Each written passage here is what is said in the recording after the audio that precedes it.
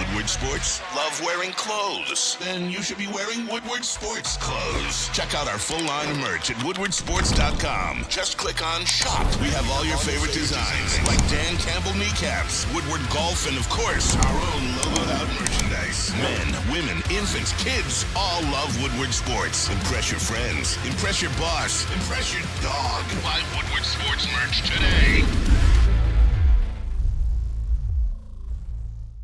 Back out at Allen Park for another day training camp. I'm Gabrielle D. Phillips with Woodward Sports Network. It's August 14th. We're coming off of the game against the Giants and getting ready for joint practices against the Jacksonville Jaguars. Dan Campbell kicked off today talking about how electric it was at Ford Field over the weekend. Ought to be a pretty good atmosphere, but my God, I didn't expect that. I don't think any of them did. I mean, that's unbelievable. That's a packed house for a preseason. So it was awesome. I mean, they were using silent count on offense in a preseason game. So today is the first day that we're going to be seeing Teddy Bridgewater out on the field. Dan Campbell said that he's been studying the playbook. All he has to know is how to switch that terminology around, which he has confidence in his ability to do so. We'll see that chemistry begin to build. And then at the end of the week, Campbell and Holmes will decide whether or not to put him in that game against the Jaguars. I'm just going to gauge where he's at, where he feels, what it looks like, and then we'll make a determination at the end of the week. But our plan is to get him going in practice this week. Speaking of quarterbacks, Dan Campbell mentioned that Jared Goff had the intensity that he was looking for him to have during those practices against the Giants, and that consistency is going to do him well throughout the season. There is a bug that the team is dealing with, so you're going to see a couple players missing from the field today, including Breeze, Ibrahim, and Sutton. On a positive note, they are hoping to have Jefferson join the team again this week. Overall, Dan and Brad have both of their eyes open to see who the best man for the job is. The opportunity is out there. Who's going to take it? And that's it for today down at Allen Park. I'm Gabrielle D. Phillips with Woodward Sports Network. Welcome, everybody, to the Morning Woodward Show here on the Woodward Sports Network. Jeff Iafrate, Sam Flannel, JB, Gabrielle D. Phillips, and Lucas Klotz joining you this Tuesday morning. There you have it. That was the training camp recap video. Gabrielle, you were down there yesterday. Yeah. And a lot of interesting things happened. Amon-Ra St. Brown took your mic. Yeah. In the middle of that Jameson Williams press conference outside, which, you know, by the way, and here's a little screenshot of it. We'll play the video soon. Jameson Williams is the most, bubbly dude ever, and I think that's what goes kind of overlooked sometimes. The guy just wants to play well. He just wants to win games, and there you have it. There's a screenshot. Do you have the video as well? Yeah. All right, we'll cue this up. This is Amon-Ra St. Brown taking the Woodward Sports microphone. I got a question for you. Man, what's it like playing with St. Brown out there? Oh man, it's awesome. You know, I play with a lot of good receivers. This man, one of the hardest working that I've been around, man. You see, he out here. After this, he about to go get some work of his own. You know, it's just great playing with him. When we line up with each other, it's gonna be scary. What's something about Amon-Ra St. Brown that maybe nobody knows? You can't tell him. I don't want to say that. And there you have it. That's Jameson Williams, Amon-Ra St. Brown. The chemistry, you don't even got to question it. The chemistry's there. How was that experience? We were joking afterwards. I'm like, I think that was my welcome to the NFL moment that everyone talks about. Just standing there, minding my own business, cooking up some great questions to ask J-Mo. And then all of a sudden I'm getting nudged next to me. I'm like, who is nudging me right now? I'm already at the edge of the scrum, and here's St. Brown standing next to me it's just Amon-Ra St. Brown. trying to grab the mic from me, and I'm like, what are you doing? I can't say anything because the mic's on. So he just takes the mic from me and goes after it. And I was like, you know what?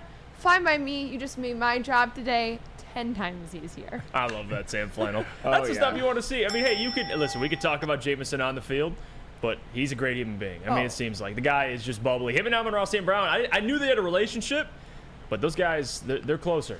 Than people think. I, of course, hope that their maybe off-field friendship translates into quite the 1-2 duo as wide receivers. Be maybe a top 3 to 5 in the league. We shall see. Certainly, if Jameson Williams pans out to what we think he can be. So it is nice to get that sort of behind-the-scenes look. See what they both just seem like really, really cool human beings. And I know this one is a little bit overused. They seem like real ones, like people that you could definitely hang out with. And I, for one, am a little envious of of the access sometimes that you, Gabrielle D. Phillips, get. I mean, is it basically what it seems like? Are they about as good a guys as we think that they are? 100%. Awesome. I think that's been one of the greatest parts of this experience is going down there. And I think a lot of people, you watch all these guys on TV and you see them playing this massive game with all these massive followings, and you kind of forget that they're human beings at the core of it all. And moments like this just remind you of that like they're just two buddies that are out there playing a game that are having fun, and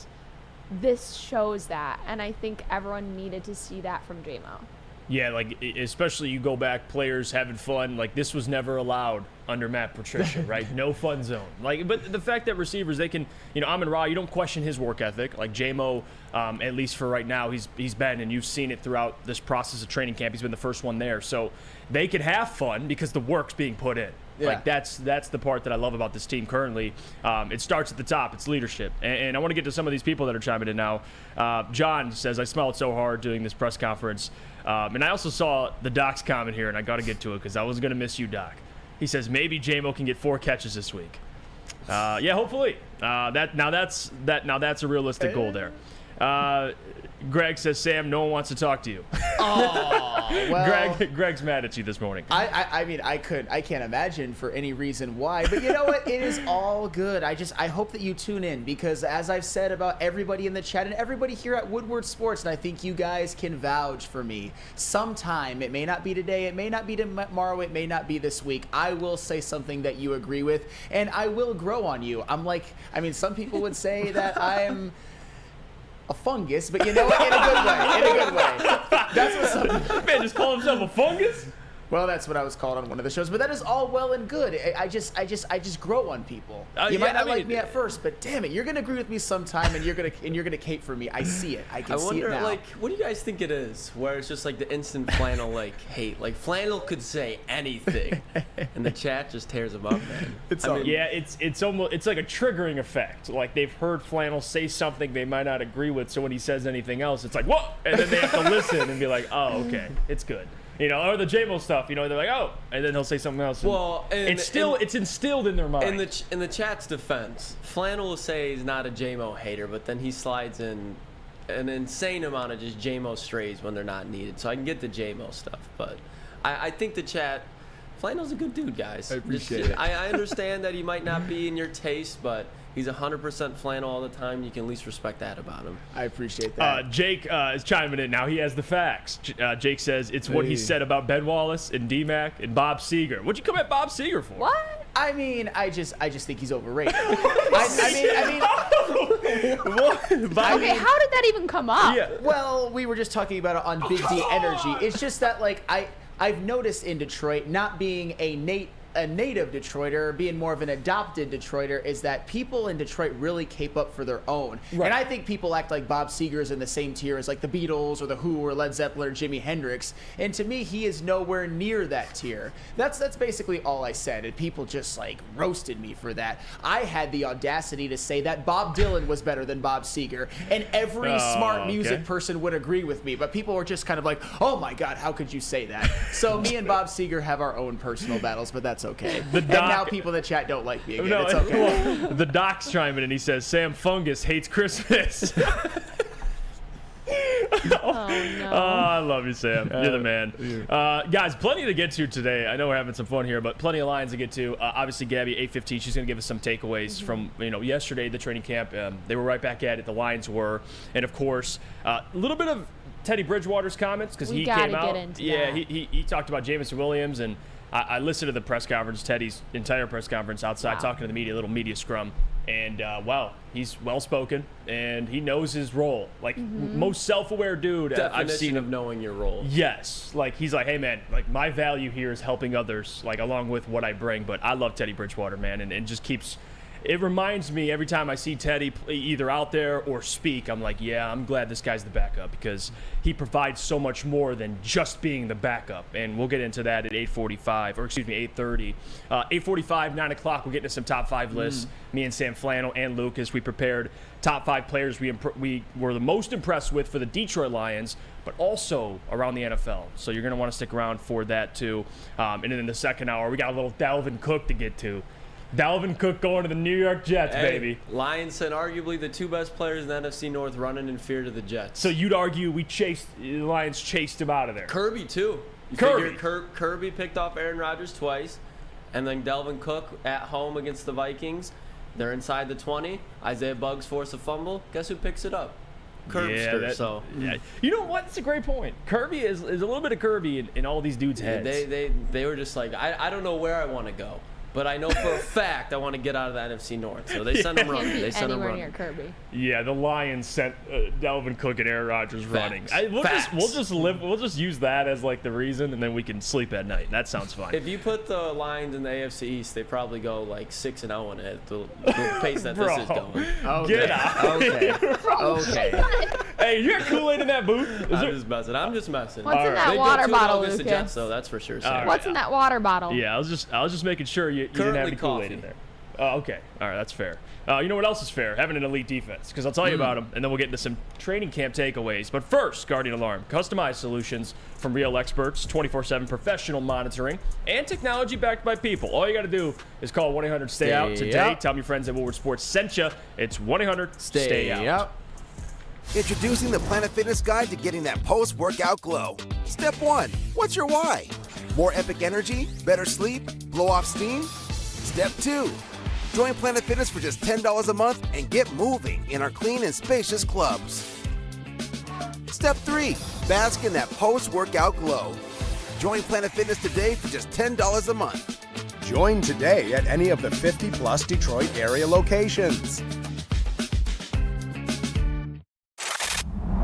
Love Woodward Sports? Love wearing clothes? Then you should be wearing Woodward Sports clothes. Check out our full line of merch at woodwardsports.com. Just click on Shop. We have all your favorite designs, like Dan Campbell kneecaps, Woodward Golf, and of course, our own logoed out merchandise. Men, women, infants, kids all love Woodward Sports. Impress your friends. Impress your boss. Impress your dog. Buy Woodward Sports merch today.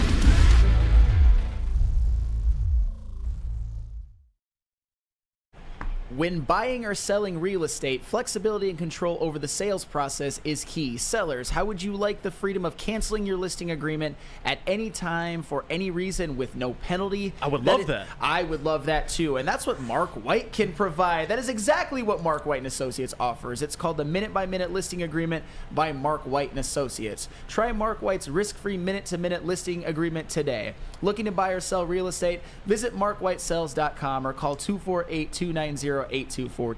Again, that is 248-290-8242. markwhitesells.com, where flexibility meets success.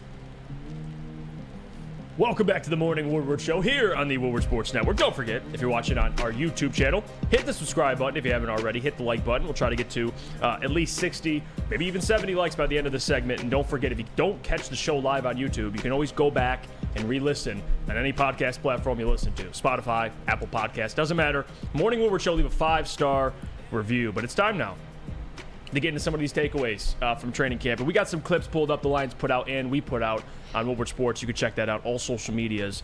But Gabby, you can give us the walkthrough of your day yesterday. Definitely. So I want to start off, there's a bug going around Allen Park. So you're going to start to see some players not playing. Obviously not anything too serious, but hopefully that passes through really quickly so that it doesn't affect these joint practices coming up with Jacksonville that are going to be starting on Wednesday. You're talking about an illness bug, obviously? Like there's like a little, Sorry? There's like an illness going around? Yes, okay. A little bit of an illness, and then Hutch has something minor going on with his ankle, so you won't see him out there.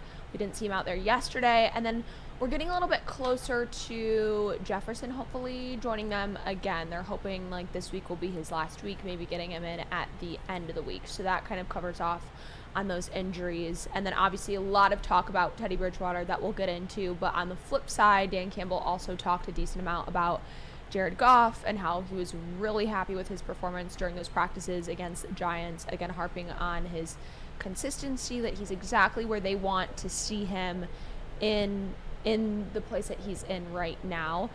So not backing off of how confident they are in him, which of course leads to questions about his contract. Right. No one's asking in the media yet, because I think we all know it's a little bit too early to ask, but personally that puts questions in your head. So Teddy's confirmed he's starting this week against Jacksonville. It's not 100% confirmed. They said they're going to see how he's doing early this week and then potentially in the joint practices.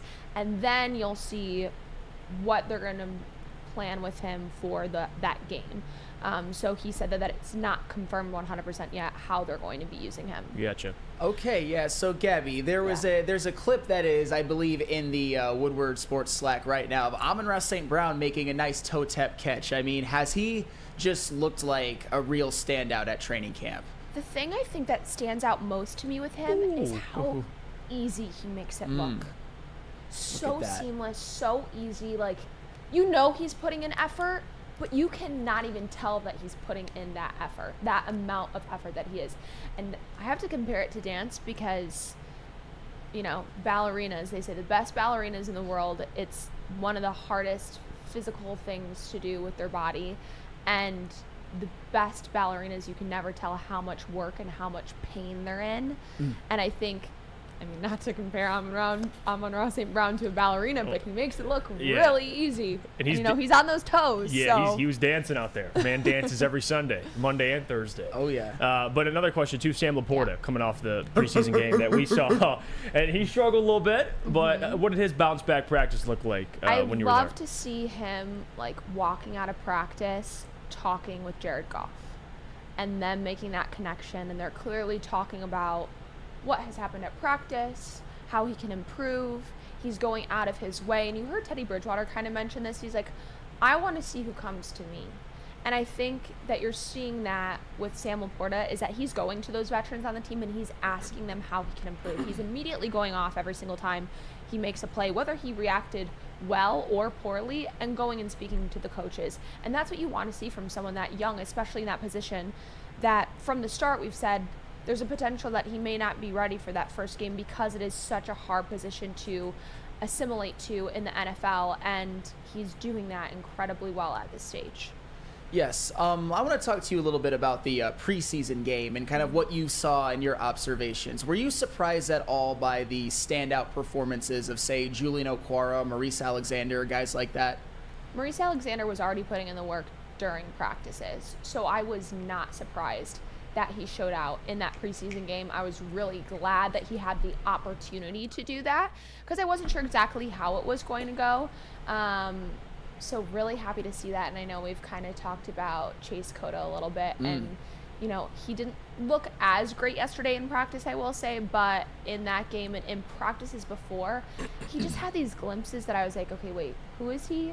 Initially, like right off the bat, like checking for his number on the roster that we had, because he wasn't somebody that I was looking for initially, and he's giving those glimpses very early on that I'm like, okay, we need to take note of this guy. And another thing too, I mean, at least for some of the other rookies, a guy like Jack Campbell, I know after that preseason game, we've come to realize, and a lot of people already knew, but yeah, this guy could play, and he's going to start. He's going to play immediately, him and Brian Branch. Can you give us an update on some of the rookies, Brian Branch, Jack Campbell, what those guys have looked like? Because they're both, Brian and Jack, came off a pretty good preseason game. So how they followed it up with that practice yesterday? Brian, Jack, and Ja. We can't leave Ja off that list and he showed out in practice yesterday. I think you have to keep in mind, like, it's a different level of like, okay, you had a game, now you got to get back up and fix all the problems that you had and then get ready for Jacksonville coming in. There's no time for them to like fully recover now. Like, the time for them to recover and learn and grow really fast and focus on that has passed, because preseason is here, it has started, and now it's like, okay, how can I assimilate to this new routine of game, fix the problems, and then get back and get ready for another game. So I think they all looked great. I think Gibbs looks unreal. And Jack, Campbell had good things to say about him in the press conference yesterday, which was fantastic. I think the biggest thing that he's going to have to work on, that Campbell touched on, is his reaction time and really moving quicker with that reaction. He knows what to do, but how fast can he make it happen? What about, and this is where, you know, you got to be objective. Who disappointed yesterday? Who did not look good yesterday? Or somebody that you thought, compared to what you've seen prior, maybe had a practice that wasn't up to par with what you usually see out of them? Could be a rookie, could be a veteran. Besides Nate Sudfeld. Well, besides, come on, man. You don't took straight the Sudfeld. words right off of my tongue. Sudfeld. But I guess, honestly, I got to think about it because I have to before I get into the bad, I want to start with another good. Okay. Montgomery. I think one of the great things about him is that even though he's a veteran, he does not act like it. Like, even when a play doesn't go his way, he's still completely running through it and then running back and starting over again. I kind of touched on the bad a little bit already, but I don't think Chase looked that great yesterday in comparison to how he's looked in previous practices.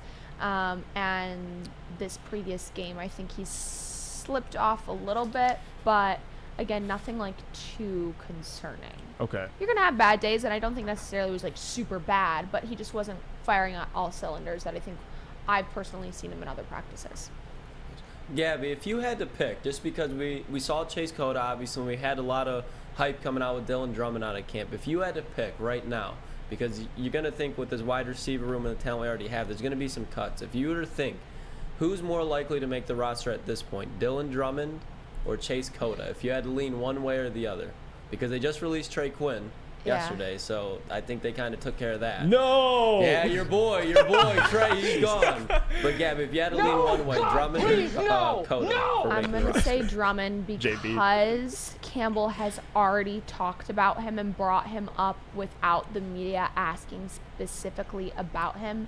Campbell has brought his name up and that he's really pleased with how he's progressing. He's really pleased with his performance and his consistency.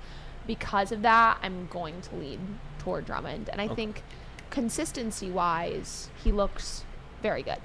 And then one more thing to kind of like caveat at the end of that. Do you think after Alexander's like kick return, he pretty much has a roster spot locked up, at least for like, because he is a receiver, but with Justin Jackson retiring, there's a spot open for a returner. So and then they just extended Khalif Raymond too? Yeah.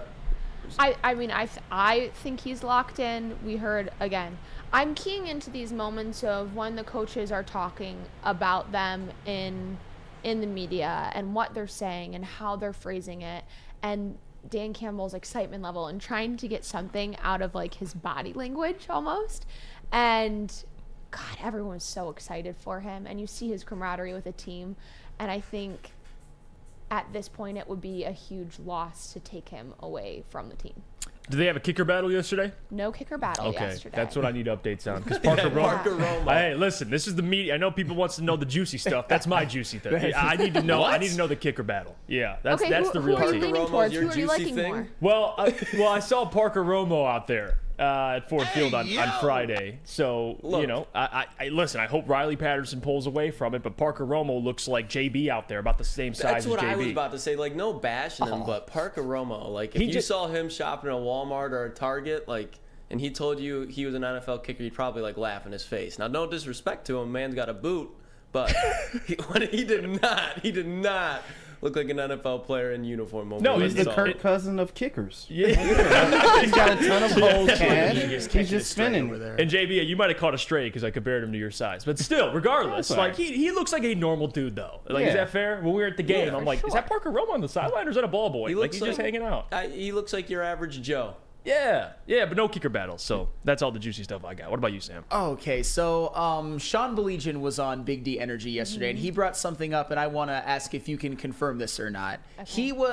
He said he was a little bit skeptical when the Lions first picked Jahmyr Gibbs until he actually saw him on that training camp field and was like, oh my God, this guy is just going to be a weapon, just a lethal weapon for the Detroit Lions. I mean, is that basically what you're seeing out of him every day? I mean, could you see him being used in a variety of different ways? And are you as excited about him? I'm so excited about him. I could tell. I'm so excited. I mean, obviously, that preseason game, it's hard not to get that bug a little bit. A bug in a good way, not the bug that they're having going around Allen Park right now. But I think then what confirmed it for me was seeing him back out there with the first open media practice and still getting after it and still getting in those reps and still pushing himself. He's not relaxing back and saying, okay, I had a really good first preseason game. I can chill now. I can, let this sink in, and I've done my job. No. he is still out there pushing the limits, and it's giving you that same kind of mentality that we like players like Amon-Ra St. Brown having. I see him having that same exact mentality, very humble, working with all the guys on the sideline, great camaraderie, and following through each and every play, whether or not he did well or poorly.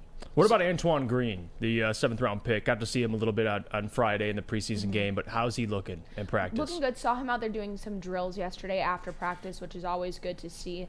I think across the board, the rookies are starting to prove themselves. They were in pads yesterday, so it's always great seeing that up close, and you're kind of getting a better eye on what they're doing. But promising seeing him running some drills afterwards and improving. Solid. All right, let's go to some of these because people are chiming in now, and talking about also the kicker battle as well. Although we didn't get to see it. Denver Blair says, Jeff says, "Why is that ball boy suited up?" Yeah, that's what it looks like, though. Yeah, that was essentially my thoughts. The ball boys that we were yelling to hustle from one end of the field, like they would run behind the field goal post when we were yelling at them to hustle. Those dudes look like more of NFL players than Parker Romo did. I mean, his last name's hustle. Romo. They hustle. When they're doing those kicker battles out at the practice fields, when I tell you, you know, because we've talked about my near collision experience with the kicker battles and don't stand behind the field goals, and you just hear his feet shuffling. He is always like ready to move, ready to get to the next ball. Those are the unsung heroes. They don't fuck around. How do you move so fast? I'm like, you're out here running more than these guys are because they take breaks between every play, and you are not taking any breaks. And Denver Blair says they get paid 55 G's a year. I mean, you got to hustle. If I got paid 55 G's a year to be an NFL ball boy, I'm... Also, another unsung hero are the guys that go out and like repair the fields in between, even at like the practice fields. When the Giants came to the practices, they said how nice the Lions practice fields were. So shout out to the guys that are tending to the field in between every single play to make sure that it is in pristine condition. Yeah, and they've got compliments on that. I forgot who was just down there. I believe it was either Sports Center. Yeah, it was NFL Network. That's who it was. It was Baldy. Yes, Baldy. You do it. This is the best green I've stepped foot on all NFL season. Yes. They got this. I mean, you could put all 9 pars on there. He was just talking like it was a golf field. Like, yes. We're just at Allen Park right now. It's okay. I know you're happy to be out there, but let's. They do have the little green back there too that you can practice your putting in the back. Yeah, they really have it. Even at the training camp at Allen Park, they had the little section we walked through when we went to training camp. They had the little green. Mike was oozing to get over there. It's probably where Brad like sits down and thinks about the trades. He probably just goes out got a there, cigar gets in out of his the mouth. office. Yeah, he's just doing a little. If I one putt this, we take Jahmyr Gibbs. Yeah, after he fleeces a trade, he just goes out there and just has a cigar in his mouth, just putting. And everyone else is in there stressed out. He's like, fleecing another GM. I love it. We'll go to break. We get back. We'll get into some Teddy Bridgewater stuff because Gabby was down there and he spoke to the media. He said some interesting things. And I love Teddy Bridgewater as a human being. And we're going to tell you why in a couple minutes. But before we do that, JB, can you tell everybody at home about our friends at Big Boy? Oh, of course. You know I got you because Strawberry Fest is back at Big Boy. Try the classic breakfast items like some strawberry hotcakes or the mouth-watering red velvet waffles. But if you're not feeling breakfast, try the strawberry bacon chicken wrap or cool off with their refreshing summer splash salad. But don't leave Big Boy without getting yourself some dessert because they've got the very delicious classic strawberry pie, the deep fried vanilla Oreos, and of course that strawberry hot fudge cake, and so much more at your local Big Boy. How would you like to win not one, but 2 vehicles of your choice? One for you and one for your wife, your girlfriend, or your best bud. Get to Lady Jane's today for an award-winning haircut and automatically enter for your chance to win. Courtesy of Les Stanford Buick GMC of Ferndale. Lady Jane's, open 7 days a week, walk in anytime. It's wicked awesome.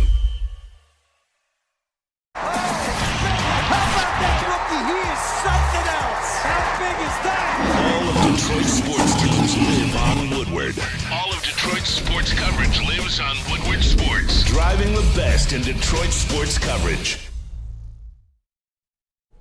How would you like to win a $100K Vegas getaway? Take your closest friends, I know, right? Take your closest friends and live it up in the city that never sleeps. It's the Cintron Energy. Drink it and live it. Purchase a 24-pack today and you're entered to win the $100K Vegas getaway at drinkcintron.com/Vegas and buy Cintron at your local Meijer store. Cintron, the healthier energy drink with great taste and the choice of people who desire to look good.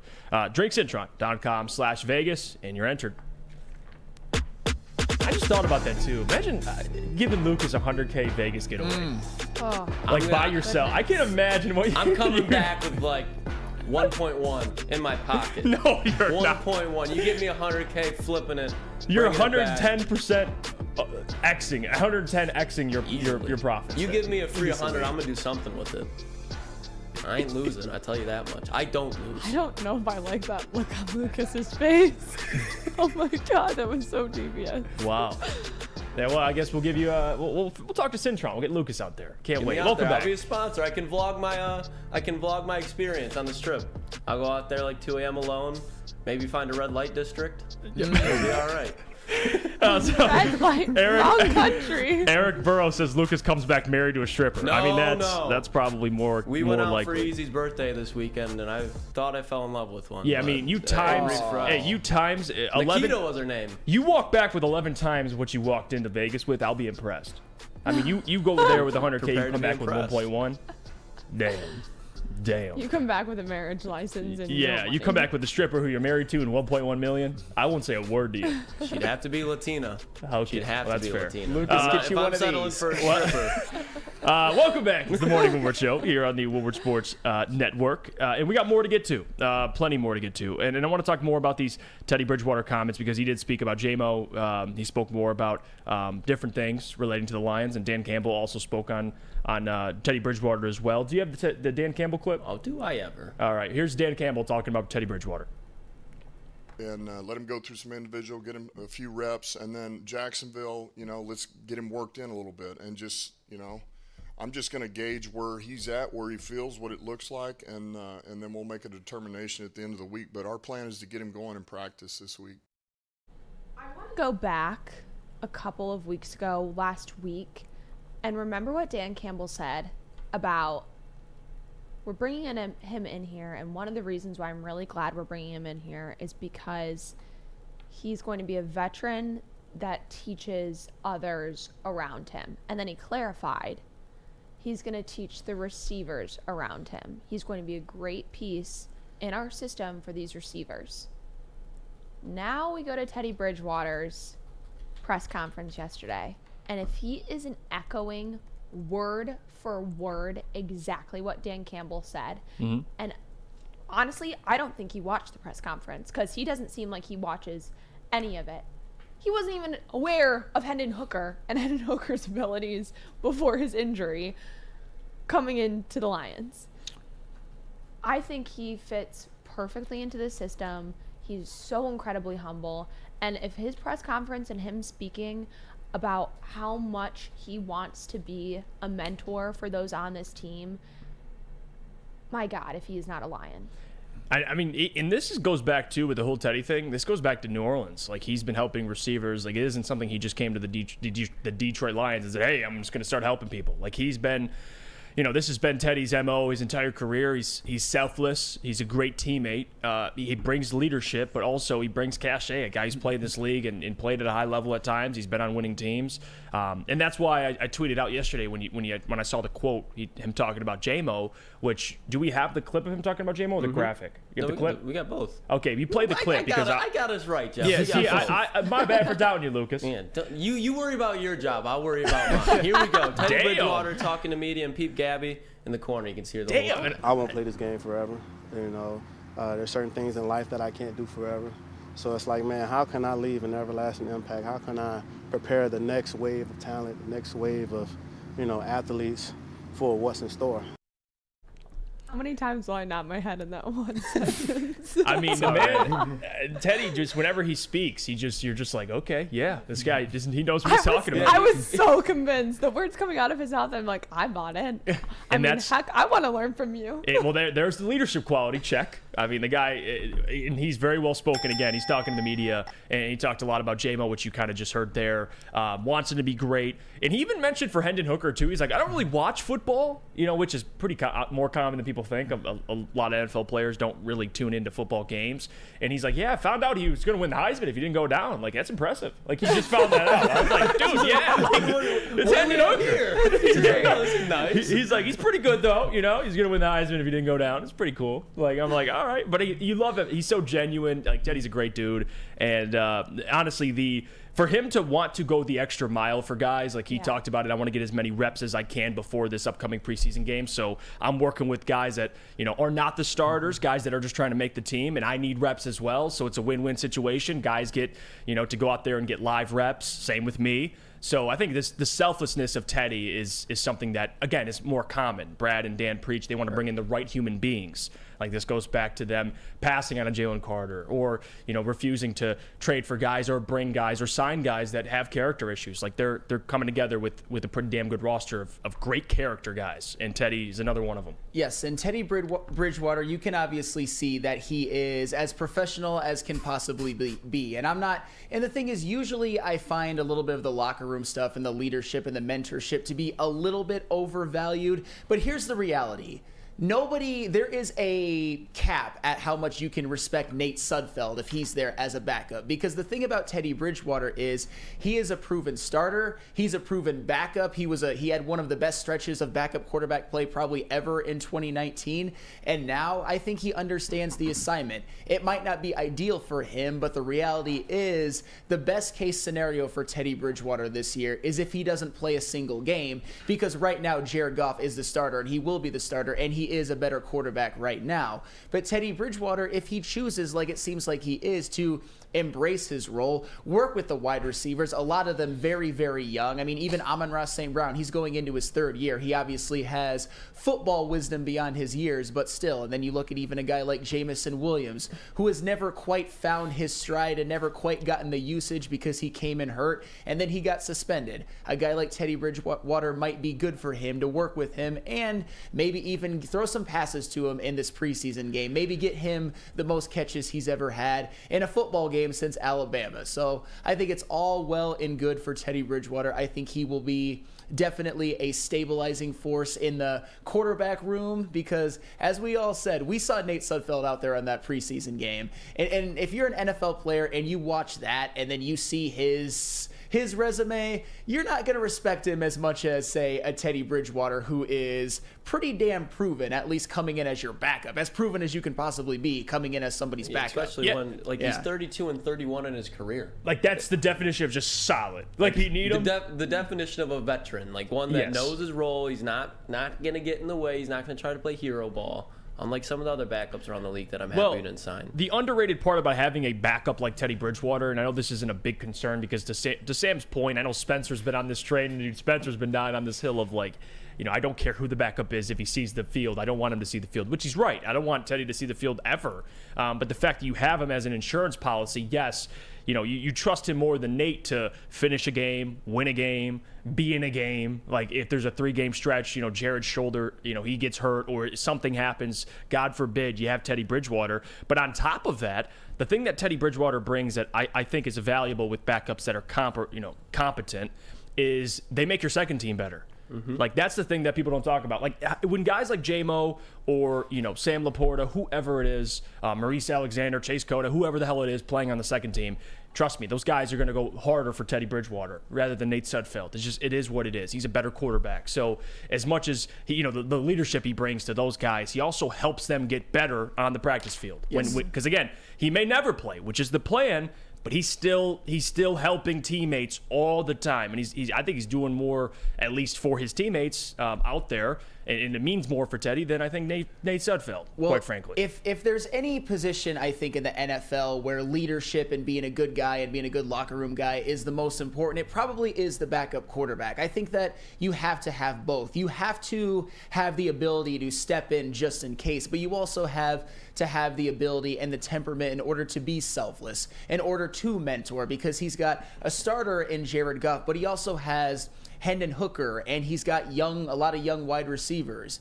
And it seems like Teddy Bridgewater is a willing mentor when just a couple of years ago, he was a starter in this league. He had a pretty damn good year for Denver. I mean, you saw Denver when even Russell Wilson got brought in. So Teddy Bridgewater is the last decent quarterback that Denver has even had, and he's willing to come in and be a backup and mentor the young guys and maybe not even see the field the whole season. So that kind of tells you what kind of character that this man has. And he had some experience doing it with another young quarterback and young players in Tua Tagovailoa last year. So I think for the most part, it is a universally positive signing for Detroit. I mean, I don't think there's anybody in here who isn't thrilled with the fact that Teddy Bridgewater is there right now. It helps me as a fan even sleep a little bit better at night, knowing that if Jared Goff does go down for some godforsaken reason, that the season may not be over. Kudos to you, Teddy Bridgewater, and kudos to Brad Holmes for getting him here on a cheap 1-year deal. Yeah, $2.5 million with incentives that he probably will not hit because he will not play. Yeah, sounds great. Blade says, "LOL. I don't know if they're going harder for Teddy because they should be going hard to fight for a roster spot, but it'll make their job easier." That's essentially what I mean, though. Like if you're out there and Teddy Bridgewater, who's better is getting you the football. Like you're happier rather than Nate Sudfeld. You're out there, running your ass off, running the hardest routes you can, and Nate's just missing you. Strictly running the ball. Yeah, you're just. They're not putting that baby in the air whatsoever. No. And now Michael Boyd says Nate is buns. Thank you for that. Yeah, that's facts. Booner chiming in. He says one of the best backups in the league, leadership-wise and playing. Yeah, that's the part of it. And then for this comment too, and I just want to address this. Nick, I think it was, who said, "Why are we talking about a backup?" Well, it's August 15th. That's why. We're in preseason. There's a high we sure chance as hell that he's just didn't playing watch the next Jared game. Goff throw the football. We sure like- as hell watched Nate Sudfeld throw the football, and Adrian Martinez kind of surprised us, but it's still nothing you're confident with. So if there's one worry right now on this team more than anything after Friday, it's who the hell is going to throw the ball if Jared Goff gets hurt. And nobody says, Pride of Detroit says Giants had to use silent count in the preseason. Yeah, Dan talked about that as you well. Want to pull that video up real quick? I got that one loaded Yeah, too. let's see that. It ought to be a pretty good atmosphere, but my God, I didn't expect that. I don't think any of them did. I mean, that's unbelievable. That's a packed house for a preseason. So it was awesome. I mean, they were using silent count on offense in a preseason game. So. See, that is insane, and we were there. I mean, there was easily 50,000 people in that arena. Oh yeah, it was. I mean, I went to a couple Browns games in my life. Oh. The Lions preseason Week 1 game was more packed than a lot of Browns regular season games. Really? And 100%, especially when Maurice Alexander had that kick return, the stadium was rocking. It was rocking. Man, imagine showing up to a Cleveland Browns game. You don't want to. It's literally imagine, because they're damn near the same situation as the Lions, okay? You go, you know you're going to lose, you're not having a good time, but now you're at Ford Field and take the dome off, and now it's raining and snowing on you the whole time, so you're not even physically comfortable. And then all the people around you are pissed drunk because the only way they're staying warm is by drinking, but then they're getting mad because the thing that they're seeing in front of their face is a complete shit show, the Cleveland Browns. It's the most just uncomfortable atmosphere you'd never want to be in. Even if you're a Browns fan, like the Browns fans aren't even happy to be there. It's like showing up for work. They're just there to be there. You know who's always happy to be at this place? It's Randy Wise, going to golf with professionals. Can you tell us more about that, Gabby? Of course I can, because there's going to be a new episode of Randy Wise dropping soon. And we are filming another episode of the Randy Wise Celebrity Golf Tour this Friday at D-Max Golf Outing. So that is going to be incredibly fun to get out there. We're going to have some live shows out there that day, and then the filming of the next episode of the Randy Wise Celebrity Golf Tour. But go and watch that episode, then head down to Randy Wise, because you want to make the wise choice for your next vehicle. And then you're going to want to enter for the Randy Wise giveaway, where you and 3 of your buddies can go and play at one of Michigan's finest courses and then have dinner right from our friends down at Fairway Packing. That is Randy Wise. Get yourself into a celebrity level vehicle today. By now you know me, Christina Gennari, as the obvious choice in real estate. And you know my website, soldchristina.com, as your #1 resource for buying or selling your home. Myself, along with my amazing staff, pride ourselves on making your home buying and selling experience a relaxing and easy one. Come see why we are the obvious choice. Christina Gennari at soldchristina.com, the obvious choice in real estate.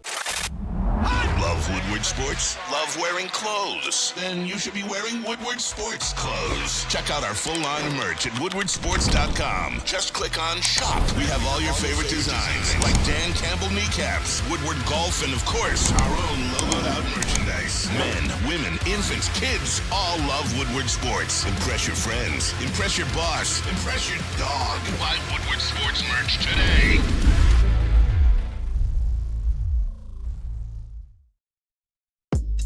Welcome back to the Morning Woodward Show here on the Woodward Sports Network. Thank you for listening, tuning in, choosing us this morning. Don't forget to hit the like button if you haven't already. We'll try to get to 125 likes by the end of this segment. We'd much appreciate it. But before we get into what we're going to talk about, which is our top 5 list, the most impressive Lions for the first preseason game last Friday. And I know we covered a little bit of who impressed us, but we want to rank it. And we want to give you those rankings along with a National Football League ranking as well, going around and looking at all these other preseason games. But don't forget, if you can't watch the show live, you can always re-listen on any podcast platform you listen to podcasts. Morning Woodward Show, leave a 5-star review. It's time, JB. I need a beat. I need something, man. I need something smooth for the people before we get into Sam Flannel's list. Because, and Lucas, you have one as well, correct? Oh, yeah, I do. Oh, yeah. Okay. I have the correct answers over here. The correct answers. This is why I love doing these things. This is why I love doing these things. All right, Sam Flannel. Facts the whole time? Oh, I know. I recognize that beat as clear as day. And my number one most impressive preseason player for the Detroit Lions was, of course, none other than Jack Campbell. He was all over the field, making tackles, had a pass deflection, was great against the run, great in coverage. He even played a couple of pass rush snaps. You know what? Obviously, you can't tell too much from a preseason game, but that's the caveat. But he looked like he belonged. He was the best player on the field for that entire game. And I'll tell you what, that preseason game gives me more confidence that a rookie Leighton Vander Esch style season could be coming for Jack Campbell. That number 2, or do you want to? Let's go 1 through each. Okay, 1 all right, through so each. number 1. All right, sounds good, bro. Number 1, meat missile. Boom. Jack Lock Campbell. it in. Lock it in, baby. Jack Campbell. And it's funny, I made my list and then put both of our lists in there. And me and you have pretty much a similar front half of this list. Now, the back's a little different. But Jack Campbell, the most impressed I was. Because Brian Branch, like, the hit he laid, and I forgot who the receiver was exactly, but, like, that was impressive. But Jack Campbell being around the football pretty much 24/7. It was every play. That was also impressive. And I add a little bonus because I had to see him in person, and I was impressed with how gigantic this man is. So and the thing is, I have Jack Campbell at 1, 2. And the thing I was most impressed with, especially coming from the Big Ten, is he really did an over pursuit, because you're like, oh, there's going to be a lot more speed in the NFL. And a lot of the times when there's a lot faster game, you're going to be a little bit more anxious and try to get to your spot more than you needed to. But when he was getting through his gaps, he got to the right spot. You could see him reading the play, not just going where he thought was the intelligent thing to do. He was reading his keys, following the guards, and making the play. And he was around the ball every play. So I can't wait to watch this dude for 17 weeks this year. You got him at Jack. You got Jack at 1, 2. Okay. Give me your 2, Sam Flannel. All right, at 2, of course, I have Brian Branch, another one that just stepped right on the field and looked like he belonged. Anybody in that safety room for the Detroit Lions, including one Tracy Walker, is hearing footsteps right now, because Brian Branch will be starting in Week 1, and he showed it out. And he really put the world on notice, or at least Lions fans on notice, with that behind the line of scrimmage tackle against one Cole Beasley, where he just flattened him like a pancake. He was very good in coverage. He got some experience he got some run snaps as well. And I think Brian Branch he might end up being the most impressive rookie even year 1. And he did everything that I thought that he would do in the first preseason game to give me a little bit of, do I say, confirmation bias. So to me, I have him as the number 2 most impressive Lion from the preseason game. Sam Flannel, I agree with you. Let's go. And a couple other reasons too. I'm excited for Brian Branch. And I think the news now with Emmanuel Moseley and his return date, I mean, Dan kind of talked out of both sides of his mouth, because he said he's doing well, but then he also said it's going to be a while. So, like, it wasn't never supposed to be a while a couple months ago. So I don't know if there was a setback. I know but he did say that they expected him to be coming back faster, like 4 to 5 weeks faster. And then he went back and said that 4 to 5 weeks faster that we thought he was going to recover, it's not going to happen. So he's still on track. Technically he's on track, but there might be time he misses a little bit of their regular season. I don't know. And if he does, guess who steps up? Brian Branch. Brian Branch. And this is what he's here for. You draft him. He can play in the slot. He can play corner. He can play deep safety. I mean, throw him anywhere in the box. The guy is an absolute Swiss Army knife. So he was the most impressive, or second most impressive to me, no doubt about it. What about you, Lucas? Look, I wanted to say Brian Branch too, but when I was kind of going back, watching some of the game, the commish, John Kaminsky. We just talked about Jack Campbell, but this man was making Jack Campbell's job a lot easier, and he had a couple tackles. John Kaminsky, you can't equate his performance into stats. Each week you can't do it, but he's so crucial, especially in the run game, and I just think after watching him on Friday, I was just thoroughly impressed to see the same product, and he got a little bit better, in my opinion, from what we saw on the field. Obviously, we can't translate this to having a better regular season, but I think we're going to see a better regular season in 2023 from John Kaminsky than we did in 2022. Ooh. And it's not a diss either. Like, Kaminsky was good for us last year, but I think he's going to get better for us. I'll tell you what then, if that's the case, because I have John Kaminsky at number 3 as well, and I will just piggyback, and maybe this sounds like a little bit of a hot take. If he noticeably makes improvements on last season, especially if he plays all 17 games, I don't think he'll make the Pro Bowl, but he'll be one of the most valuable defensive players on this team and may even be in contention for an alternate spot, especially if the defense is a lot better. I know that's a little bit crazy, but he was third on the team in sacks. He was good against the run, and I agree with you. He looked out there, I get it, in preseason action, about as good as he's ever looked, maybe even better, especially against the run. He had a couple tackles, a tackle for loss, and you're right, made Jack Campbell's job a lot easier. Big fan of what I saw from John Kaminsky, and even though I would say he had his breakout season last year, which he objectively did, he might take it to an even higher level this year, and that would be absolutely amazing. For those reasons, I have John Kaminsky at number 3. Yeah, and again, my whole thought process on John Kaminsky, and it's not saying he didn't impress me, but I already know what he brings to the table. Does that make sense? Yeah. Sure. Like, I'm not, like, shocked by what John Kaminsky did. I know that, like, he's solid. So, for me, my list does not feature John Kaminsky, but it doesn't mean he didn't have a solid game. And, of course, you appreciate him. Yeah, I'm a hater. I'm kidding. Don't forget that. Well, that's how it works, Sam Flannel. Number 3, Julian Okwara, I got here. J.O. And the reason why I had him, because, again, the 3 sacks is the obvious part. But, again, this is a guy who I think needed this type of game in the preseason because he needed to separate himself.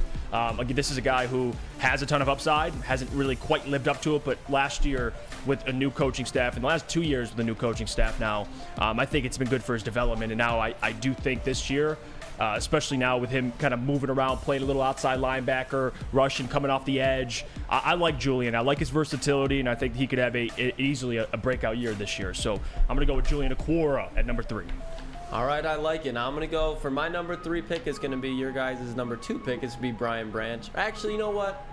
No, I'm going to go with J.O. Oh, he's calling it audible. I'm going to go with J.O. too because I'm thinking about it as like Julian had 3 sacks. And again, this is no disrespect to Brian Branch when I say this, but he was very good outside of that big hit on Cole Beasley. He didn't make any like wild plays. Again, he was solid, but Julian Okwara had 3 sacks, and it wasn't like they're all just back to back against the same lineman. And he had one of the crucial sacks to kind of end the game. So. And he drew a holding penalty too. He did. He was out there. So I'm gonna go J.O. Okay. At 3. Solid. No, that is fair. And at number 4, I have a guy who I was most certainly not expecting to put on this list, but I certainly have to after what I saw. And that is one Levi Onwuzurike. I mean, how could you not? What do you mean? What are you talking about, man? Obviously, say your point. Okay. Lucas he's a little biased about that. Okay, and that's fair. And I wasn't expecting a whole lot from him this year. But how can you say that his game this week, albeit in preseason, wasn't dominant? He had a couple quarterback hits, he was all over the field. After a year off. Yes, and this was the best game that Levi Onwuzurike probably ever played as a football player given the circumstances. I get it that it was in preseason. I understand that he wasn't playing against always the toughest competition, but Levi Onwuzurike showed out. And Lucas, wouldn't it be a great thing if Levi Onwuzurike could even give you an approximation of that in just a few games during the regular season? His PFF grade was in like the upper 80s. Come on now. And I know when I mention PFF, people are going to go crazy, but Levi Onwuzurike, you saw it on the field. He was, for that game, for that preseason game, dominant. For Lucas, but Lucas, we're talking about a game, bro. But that's what you want to see, though. He didn't have a bad game. It's just I'm not mad at your pick, Flannel. It's just he didn't really pop off the screen for me. Again, it's not meaning he wasn't out there. No, but I think there's another couple guys that I was like, yeah. But you got to say though, for a guy like Levi who's been off for a year, you wanted him to separate himself from those guys, second stringers, third stringers. He did that. Not saying he's out there like, he's the next Aaron Donald because of what he did in preseason. Do you really think he separated himself from Broderick Martin? What? Yeah, I mean he had a great game. Yeah, Broderick Martin was out there too. Broderick had a couple tackles. Oh, come on. Couple tackles. I'm saying, like, we're acting like he just separated himself from Broderick Martin with a single season preseason performance. Nope. Like, no. In that game, Levi Onwuzurike was noticeably better. I'm not saying he's going to be higher on the depth chart. I'm just talking about for one game. Yeah, how many quarterback hits did Broderick Martin have? How many quarterback hits? I didn't look at the box score. I was just more so watching what they were doing. But I mean, not saying again, but you're like, hey, come on, Levi had a solid game. He did. So okay, that's fine. All right, move on. Broderick did look good though. I'm not trying to hate on him. I like Broderick a lot. But you got Levi at 4, me at 4. Chase Cota. Chase Cota, the man, the 6'4", not big body. Not technically big body, according to Lucas, but he's 6'4", and I love it. I do. Chase Cota is a guy that, is kind of a big question mark because I don't think he'll make the roster, but you never know. He could stay on the practice squad, and he's a guy that I'm super interested to see, but he played well in that preseason game. He showed out, and that was with Adrian Martinez and Nate Sudfeld, so that's even more impressive. And I think that was a game for Chase Cota he did need. I mean, first preseason game, no one really knows Chase Cota that well. He comes out and he leads the Lions in receiving. So Chase Cota's on my list. My number 4, now we'll bring up Brian Branch. I just think there was a couple other guys that had a little bit more surprise to him. Outside of that hit, it was very nice. I think he had 2 other solo tackles besides that. But I was very happy with Brian Branch. I don't want to see that. It's just Julian, Jack, and Kamish, I think, had better overall games. But again, no diss to Brian Branch. I think he's going to have a hell of a season, and he still had a great preseason game. No, and that's fair. And I want to clarify. Levi Onwuzurike didn't have 2 quarterback hits. He had 2 quarterback pressures and a tackle for loss. Yeah. I mean, that solid. was the thing is just like when you say that, like Broderick obviously isn't going to have that because he's a bigger guy that's probably eating up double But here's teams. the thing. Okay, take Broderick out of it. I don't even want to have that. Just let's talk about Levi. He had a solid game. Okay. That's it. I'm not going to sit here and say that he didn't, but he just wasn't a guy that, like, I was like, oh, Levi, look at you, because I don't want this to be like a compare him to Broderick thing. I didn't want that. That's not. Okay, yeah. He's number 5, Flannel. You know what? I'm not going to move on quite yet. He's got a Let me just say He's got a bone to pick. And this isn't.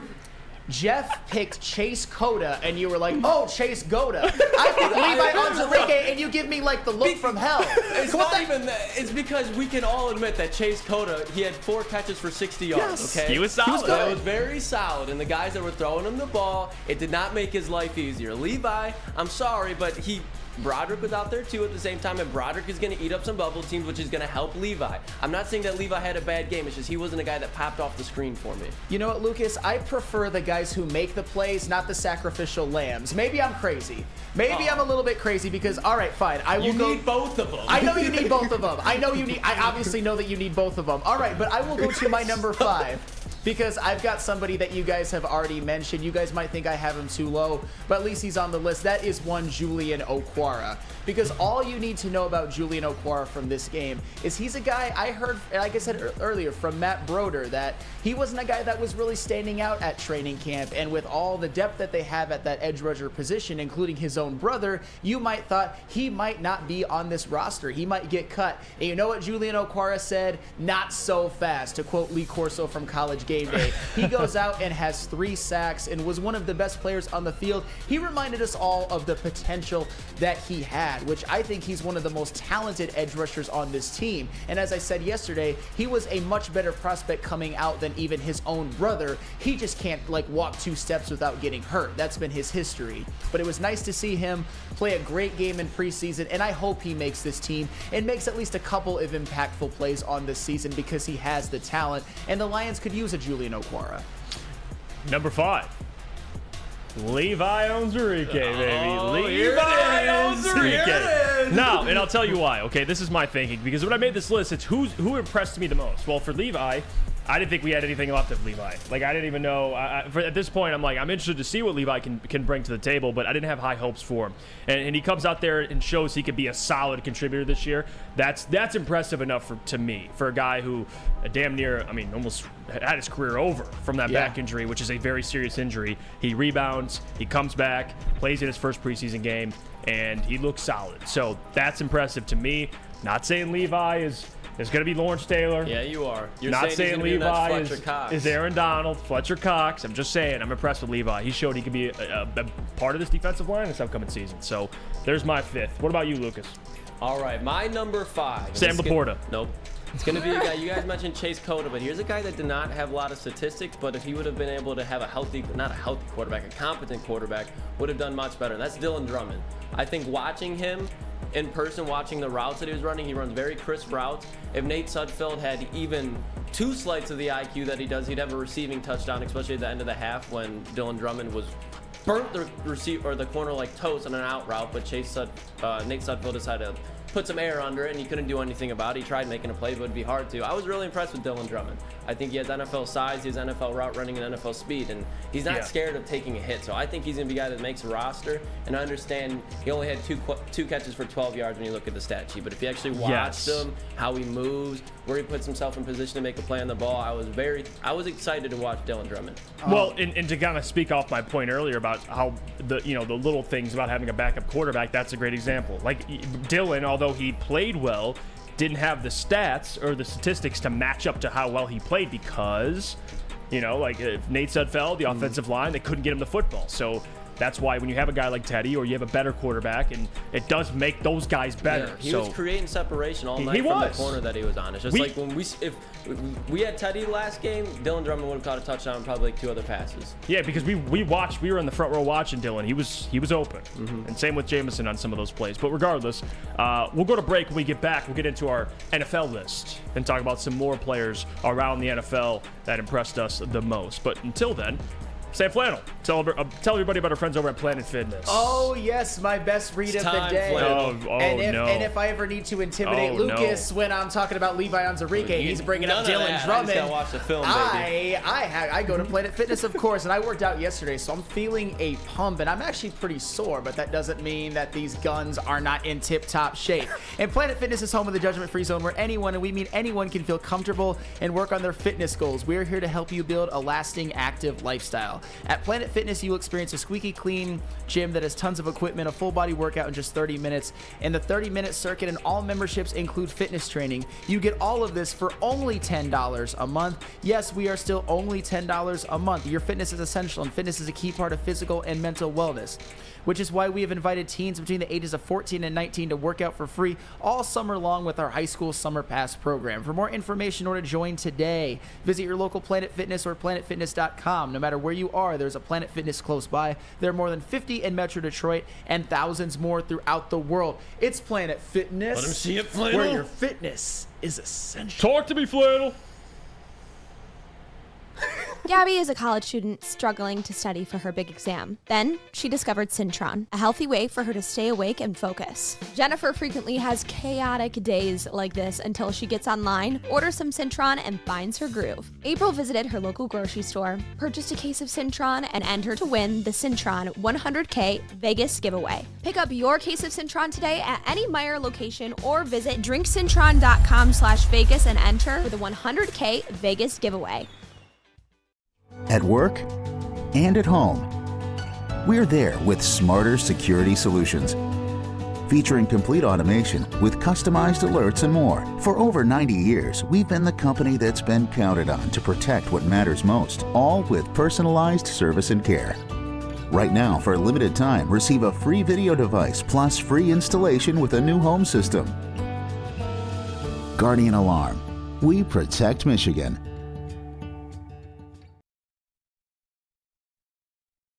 Your childhood may be over, but playtime is not. Outdoor Equipment Company is your source for outdoor power equipment sales, service, and parts. For more information, visit them at OutdoorEquipCo.com. Outdoor Equipment Company, your power equipment playground.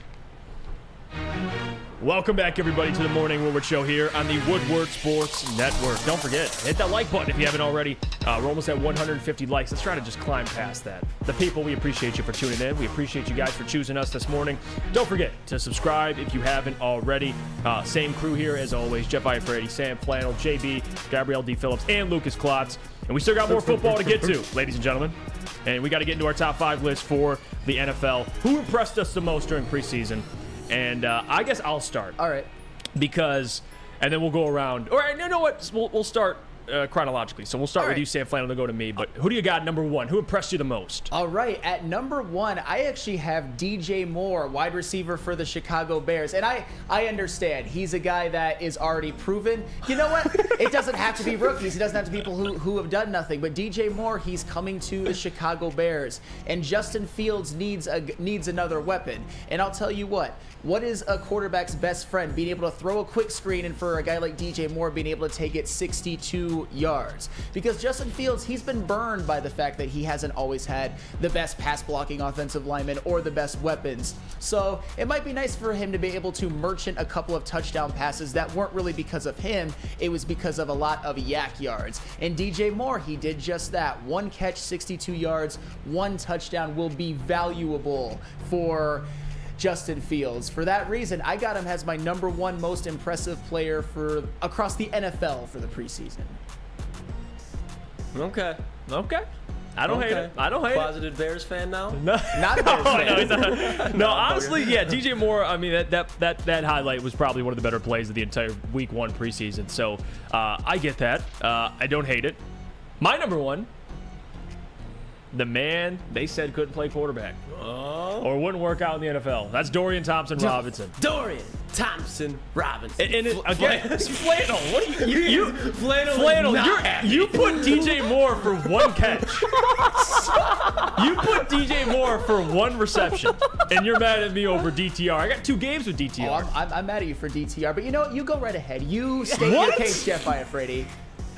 Flannel's disappointed. Hold on, people in the chat. Flannel's not mad. He's disappointed. We got to go to the chat. DTR or DJ Moore? Who was more impressive, at least? I'll put the pull up. So for me, and I'll tell you why. Okay, Dorian Thompson-Robinson, somebody that, out of UCLA, obviously a guy that fell in the draft, fell quite far. And the Browns, he wasn't even promised to be their backup. And he comes out in preseason, first 2 games, efficient against the Commanders, 9 for 10, 102 yards, a touchdown. Again, 142 passer rating. DTR, in terms of playing quarterback, he's impressed me, and I love it. Honestly, I do. I think DTR, man, with how he looks, at least, who knows? Maybe he could play quarterback in the NFL, be a backup. I don't know. But he impressed me. For somebody that I didn't think would actually translate to the NFL, I know it's preseason, but he's doing a pretty good job so far. Well, and to be fair, I get it. He had an impressive game. It's just 2 games. Okay, impressive 2 games. That's fair because they played in the Hall of Fame game. That is 100% fair. My thing is, don't give me like the, oh my God, you picked DJ Moore, and then you picked Dorian Thompson. I only freaked out because you freaked out over DTR. Okay, but Dorian... go on. All right. There seems to be a groundswell of this Dorian Thompson-Robinson fan club at freaking Woodward Sports. You got Spencer Raxter just like blowing his proverbial wad over Dorian Thompson-Robinson too. It's proverbial like this wad. Guy will not see the field for the Cleveland Browns this year. I think he's going to be very good. I probably would have. He has the potential to be good. I think that he probably should have been drafted higher than he was, and he played a very good preseason game. I just don't think he will have a single minuscule impact in this season. I'm just saying. But that's okay. Because right. Deshaun Watson. He's not going to play in the regular season. But if you're talking about impressive, you can't tell me, Sam, you saw him coming in right away to preseason, and he would be efficient. He would lead the Browns. I think it was 11-play touchdown drive. Yeah, and again, the Browns still lost to the Commanders, but DTR looked good. Yes, he did. He looked very good. And that's why the impressive part of this, it's not like I think DTR is going to be the next, he's going to be Lamar Jackson, or I think he's going to be one of the better quarterbacks in the entire NFL, but he was impressive. All right. What about you, Lucas? Who do you got at number 1? Well, we just talked about a Bears player that went off, and I'm going to go with the Packers. Emmanuel Wilson, the running back. Ooh, that's a good one. 6 carries, 111 yards, and 2 touchdowns. And you're talking about a guy where he looked very explosive. Aaron Jones is kind of coming down, probably towards on the decline a little bit starting this year. A.J. Dillon, mid. I mean, he's a big back, but that's a guy who could have made his noise for himself in the running back room, and he impressed for sure.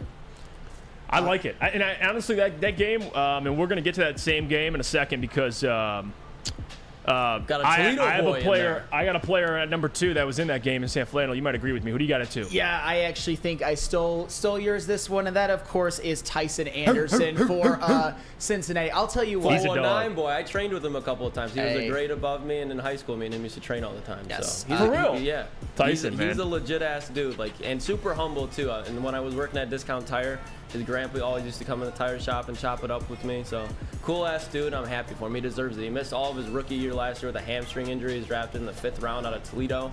Represent, but it was good to see him ball out. Well, see, that's awesome. And I would say, especially for guys who are going to see the field this year, Tyson Anderson might have had the best singular game by any player of any player in the preseason this past year. He's obviously probably going to step in as the backup safety. But I'll tell you what, he obviously had 2 interceptions, including a pick 6 on 2 targets. He was an absolute menace in coverage.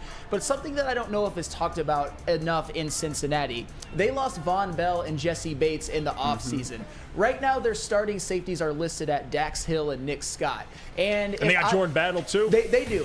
But here's the thing. I think that that's a little bit irresponsible for a team that is contending, like the Cincinnati Bengals, to have those guys in their defensive backfield. So maybe a Tyson Anderson can infiltrate that. I'm not saying that he's going to be starter day 1, but obviously this is a guy that has talent, and they may know more than we do.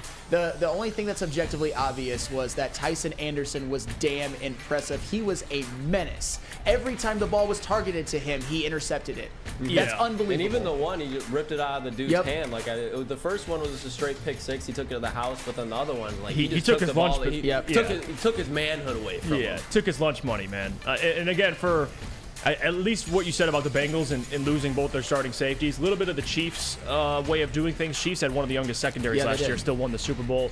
I don't know if the Bengals feel like they can go that route, but like you said, no Von Bell, no Jesse Bates. Now you got Jordan Battle, Tyson Anderson. I think it's going to be a entertaining battle back there to watch to see what he develops into in the regular season. But Tyson Anderson, number 2 for me as well. I think Sam nailed it. My number 2, Flannel, you're going to love this one. DTR, baby. He was balling out. I thought he showed everything that he needed to, especially with all the haters and the noise that he had around him. My favorite part about him was when he was walking away from the Commander's bench, he decided to give him the bird. Man's got that dog in him, Flannel. Bro, he's got that dog in him. You know what? But no, he balled out. He did. Oh, so you love it when a starting NFL quarterback who wants to be at the face of the franchise gives the middle finger to opposing fans. Real mature Dorian Thompson-Robinson. For his whole draft process and in the draft, I'm not going to mind it. If he's going out there and he's performing the way he is in a preseason game, it's not gonna piss me off that much. I was like, all right, he means business. That's all it was for me. All right, fine. Dorian Thompson-Robinson, he had a very fine preseason game. A very fine... He had a very fine preseason game. Again. But I swear, this Dorian Thompson-Robinson fanboy faction at Woodward Sports is driving me a little bit crazy, but that's okay. Dude, I work with Spencer every day. Trust me, he's just caping up for DTR. I can see that, too. And I see you guys, too. But you know what? I'm going to go with number 3, my number 3, which is another guy that I think there's people here who are caping up for. But I think he will make more of an impact, certainly this year and over his whole career, than Dorian Thompson-Robinson. And that, of course, is Houston Texans wide receiver Tank Dell, who I think probably had the single most impressive performance by a wide receiver over the weekend. 5 catches, 65 yards, including a very acrobatic touchdown in the end zone for a score, and that was incredible to watch. It was just it was kind of one of those, like, you see like off multiple body parts, and he caught it, and it was unbelievable. And that's another one with the Houston Texans. He might see a starting job on day 1.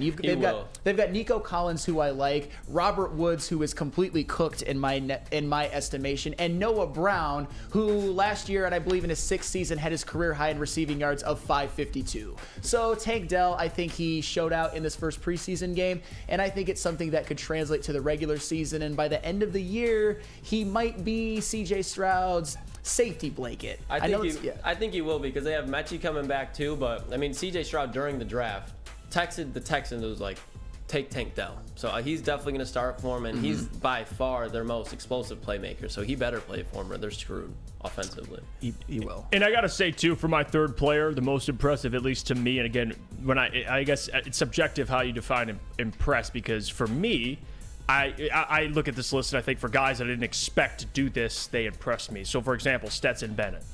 Like, I didn't know what the hell. No, it's true. I thought Stetson Bennett, like, this dude was never going to play. Like, I didn't think he had it, especially at Georgia, or the most stacked team in college football. Guy's a game manager. He's like 29 years old.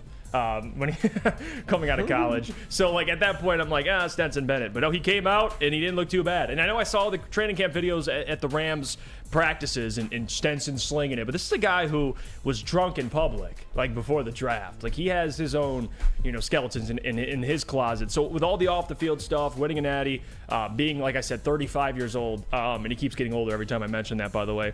And for him to now be at some in the preseason, he played pretty solid. So again, from what I expected, Stetson Bennett, he impressed me. Not saying he's going to be a starter. Again, Sam Flannel, it's not what this list means.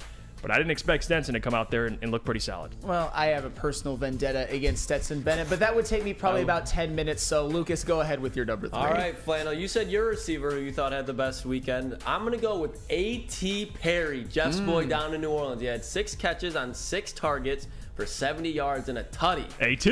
And they need a big target out there. And I honestly, like, when you see these guys coming out of the draft, like, there's always like that 6'4", 6'5", 6'6" guy that's just getting drafted for his size, and he really doesn't have the athleticism to do anything. And I thought that was going to be the case with A.T. Perry. Now, it still very well could be. But from his first preseason showing, it did not look like that at all. He showed out. Made Jameis Winston look very good, too. Hey, A.T. Perry, I liked a lot. I know they kind of addressed that big wide receiver thing. We talked about with DJ, and they got now Denzel Mims, or Hims, as Lucas would call them.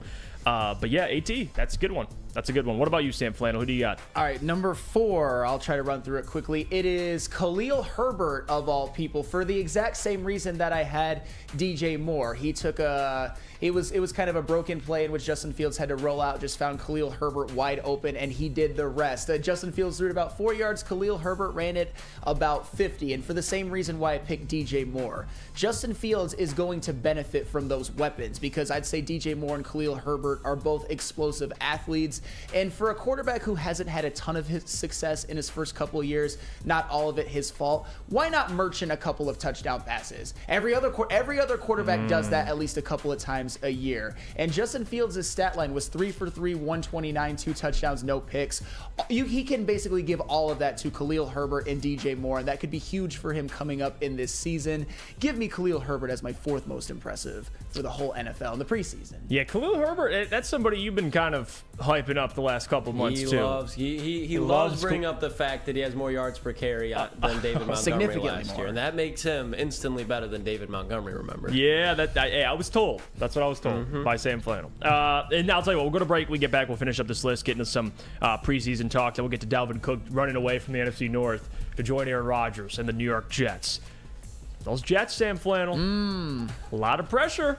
A lot of talent on that pressure room in there. A lot of pressure. A lot of talent on the Jets team there. Of course, you bring up pressure, like Aaron Rodgers can't handle that or something like that. In the playoffs. We'll talk about it. We'll talk about this later. I'll tell you what. I got to tell you about Dispo because, man,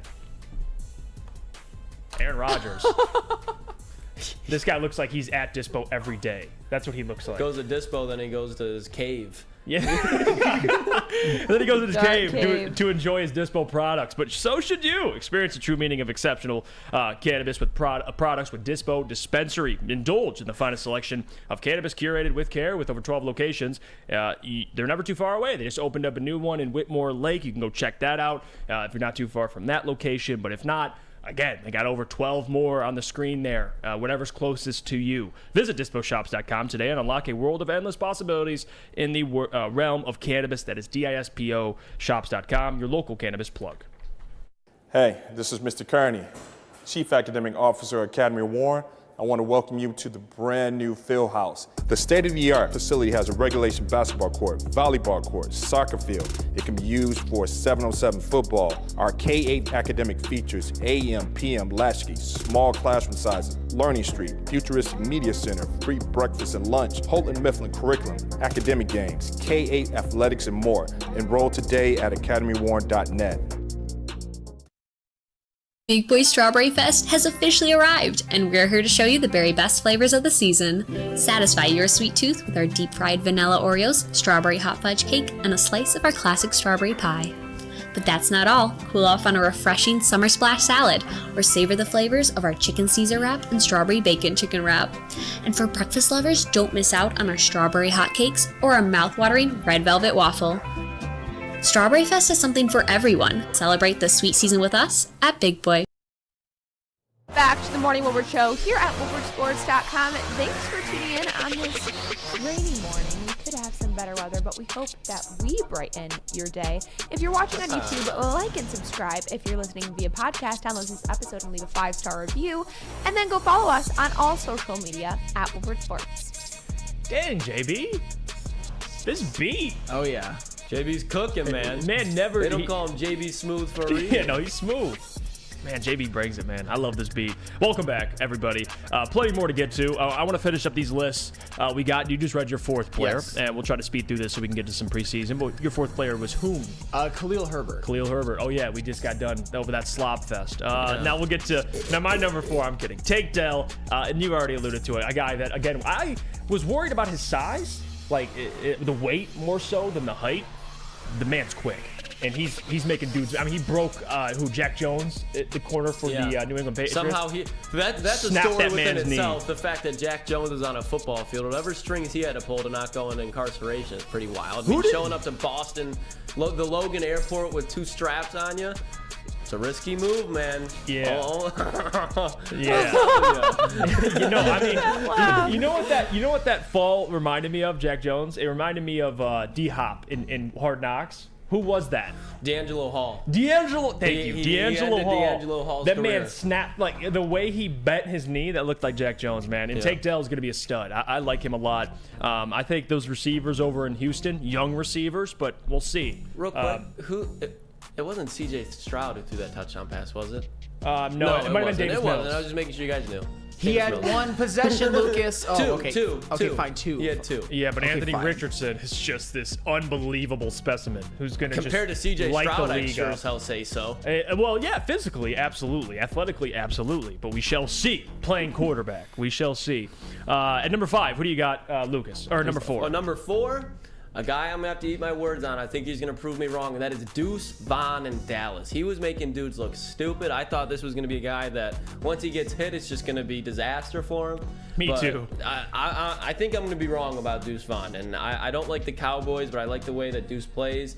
And he was embarrassing the Jaguars defense. He was making guys look stupid. Yeah, I think he had like 70 yards and a touchdown to go with like 3 catches. So he was showing he could do it all. Him and Tony Pollard will be fun to watch. And so that's his 4th. I mean, my 5th is Deuce Vaughn too, Sam Flannel, just because I agree with everything. And talk about impressive. I mean, I didn't think Deuce. I was like, hey, speaking of the size thing, 5'5", 5'6". 5'6", and like his dad's the running back coach. They're like, oh, he probably just got here because his dad's the running back coach. But no, dude looks legit. Yeah, I mean, you can't see him.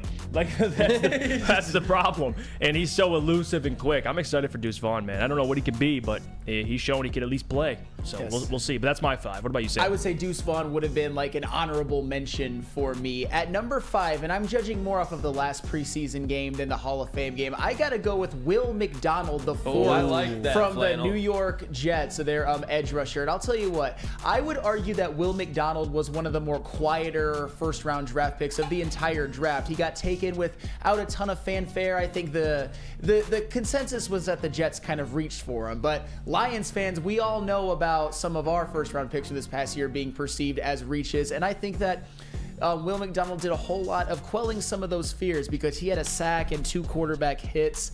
And you know what? Will McDonald is another one that might get the usage, might get the run in New York because their edge rusher room, they have a lot of talent at other positions. They do. John Franklin Myers, Carl Lawson. I would say they're both solid. Carl Lawson's obviously a little bit better. Jermaine Johnson was okay last year, but Jermaine Johnson looked fucking good during it. And I'm not saying did he was too. solid Yes, last year. I'm yes. not saying like you're wrong. Yeah. But he looked really good. That's true. That's why Jermaine Johnson, if I made a top 10 to 15, he might be on it. But I would say Will McDonald really stood out. And if he actually can be something, if he can have a rookie season maybe similar to what, I don't know, George Karlaftis did last year, imagine what that could do for the New York Jets in their AFC East champion Yes, the season. rich get richer. And Yes. Will McDonald, Iowa State product, drafted in the middle of the first round last year. Now, look, Yes. people are probably shocked by it. Yeah.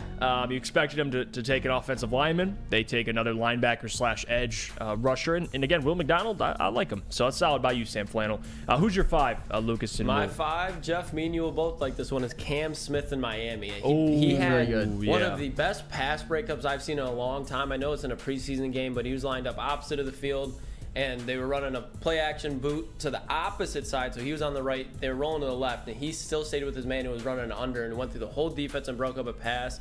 He didn't really show up in the stat count, but as a corner, that's what you want. If you watch the film on Cam Smith in his preseason game, he looked every bit of the part. I think they're going to be just fine with him and Xavier Howard holding down the cornerback spot, and then Eli Apple is the third string if that's what they want to roll with until Jalen Ramsey gets back. So he impressed for sure, especially being a second-round pick. Yeah, I like Cam Smith a lot. That was a lot of Lions fans liked him a lot too. I mean, as an early second-round guy. But again, how it played out, you got Sam Laporte at that spot. And Lucas would never, ever reverse that decision, right, No, Lucas? Not a chance. Not That's a chance. Essentially a first-round pick that we got in the second. Absolutely, no doubt about it. I'll tell you what, we'll go to break a little early right now. When we get back, we're going to get in the Dalvin Cook discussion here. Joining the New York Jets. The rich, speaking of the rich get richer, Aaron Rodgers, though, he's going to have to cash that check in at the end of the season. So I'm curious if he can do it, Sam Flannel. And I'm going to go to you on this. So I want you to pitch me why the Jets are as good as people are saying.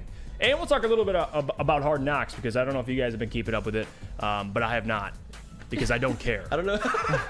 Don't care. But maybe I will check it out when I have nothing else to do. But before we do that, I got to tell you about our friends over at SMA, and I'll tell you why. The sports marketing agency helps spread awareness about mental health and substance abuse. Their new podcast, This is the S Word, helps fight the stigma about seeking help. If you or someone you know is struggling, head to thesportsma.com for more information. Introducing the Planet Fitness Guide to getting that post-workout glow. Step 1. What's your why? More epic energy? Better sleep? Blow off steam? Step 2. Join Planet Fitness for just $10 a month and get moving in our clean and spacious clubs. Step 3. Bask in that post-workout glow. Join Planet Fitness today for just $10 a month. Join today at any of the 50-plus Detroit area locations.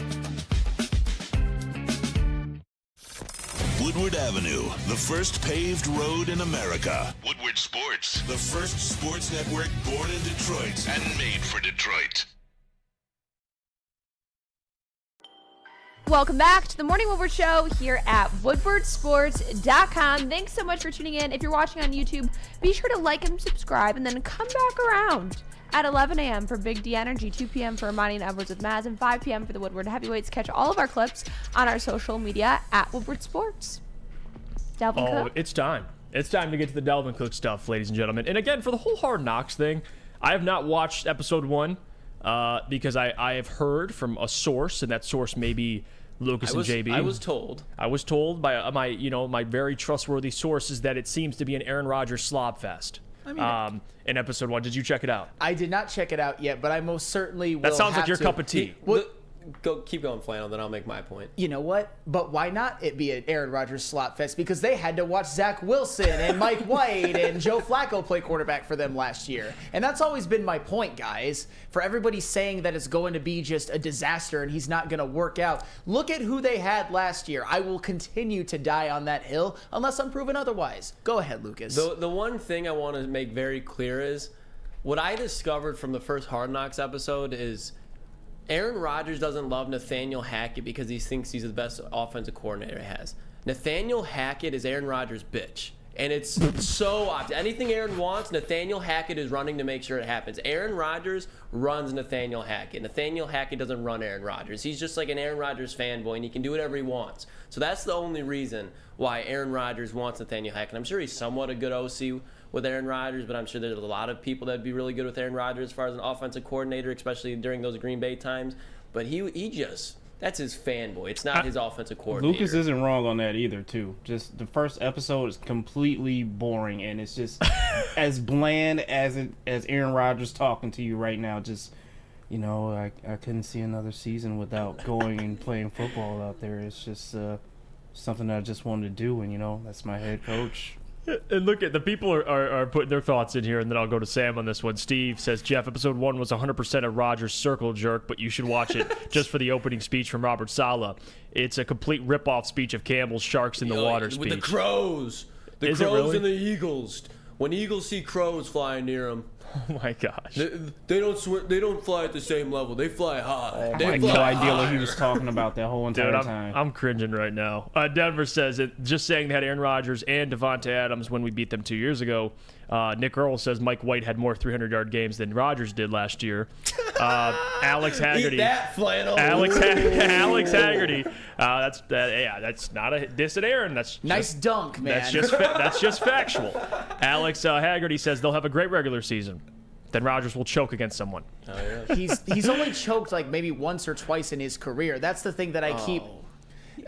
Besides the Cowboys Jared Cook throw, since they won the Super Bowl, how many memorable Aaron Rodgers playoff moments can you think of?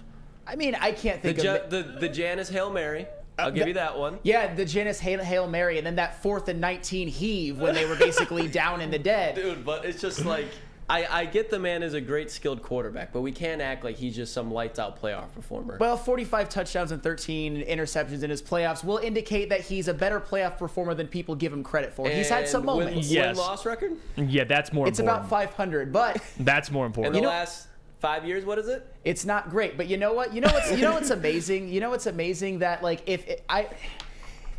here's what happened in that same game with that Jeff Janis Hail Mary and everything. The Packers defense couldn't get a stop. They allowed that pitch and catch to Larry Fitzgerald where he basically took it down to the 4. If that was Tom Brady's defense, he would have motivated them to make that stop. Let's not act like he wasn't going against Carson Palmer for real.